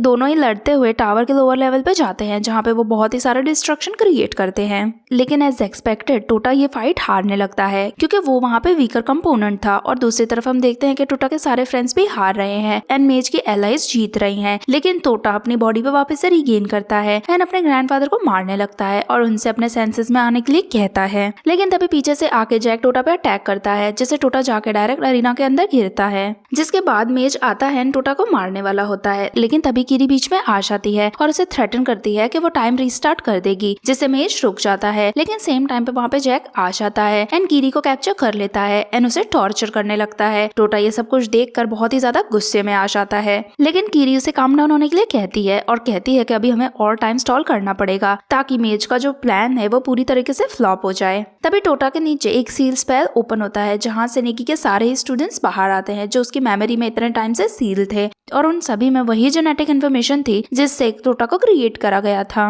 सभी आते ही नेगी के साथ लड़ने के लिए तैयार हो जाते हैं, लेकिन एज एक्सपेक्टेड नेगी बहुत ही ज्यादा पावरफुल था और वो सभी को इजीली हराते जाता है। लेकिन अब सारे ही स्टूडेंट नेगी को हराना चाहते थे और मेज को नेगी की बॉडी में से अलग करना चाहते थे। फाइनली वहाँ पे असाना आती है एंड मेज ऑफ द बिगिनिंग को हक करती है और कहती है कि वो नेगी को यहाँ से फ्री करके अपने साथ ले जाएगी, जहाँ पे नेगी उसके प्रपोजल को एक्सेप्ट करता है और अपने स्टूडेंट के साथ वापस से सील में जाने के लिए अग्री होता है। लेकिन जाते जाते वो टोटा से कहता है कि वो टावर के टॉप पे टोटा का वेट करेगा। तभी हम देखते हैं कि एक वुमेन दूर से खड़ी होकर ये सब कुछ देख रही है। वे जैसे ही नेगी एंड सारे स्टूडेंट वहाँ से चले जाते हैं सभी अपनी स्मॉल विक्ट्री को सेलिब्रेट करते हैं। उसके बाद वो लोग अपने बेस पे पहुंच जाते हैं जहाँ पे सभी लड़कियों की वरी ये थी कि टोटा उनमें से किसे चूज करेगा। जिसके बाद टोटा यूकाहाइम के ऑफिस में जाता है और वो उससे कहता है कि मैं तुमसे प्यार करता हूँ एंड मैं इटर्नली तुम्हारे साथ ही रहूंगा। लेकिन यूकाहाइम उसके ऑफर को रिजेक्ट कर देती है और कहती है कि तुम्हें मेरी चिंता करने की जरूरत नहीं है। तभी सारी लड़कियां वहाँ पे आ जाती हैं एंड टोटा को बिल्डिंग से नीचे फेंक देती हैं और कहती हैं और उसे मारने लगती हैं और कहती हैं कि तुमने हमारे हार्ट के साथ खेला है, जो देखकर यूकाहाइम भी उसे इडियट कहती है। और इसी के साथ हमारे इस सीरीज का सीजन 1 यहीं पे खत्म हो जाता है। अगर आपको ये वीडियो पसंद आया है तो इसे लाइक जरूर करें और ऐसे कई सारे वीडियोस देखने के लिए चैनल को सब्सक्राइब भी करें।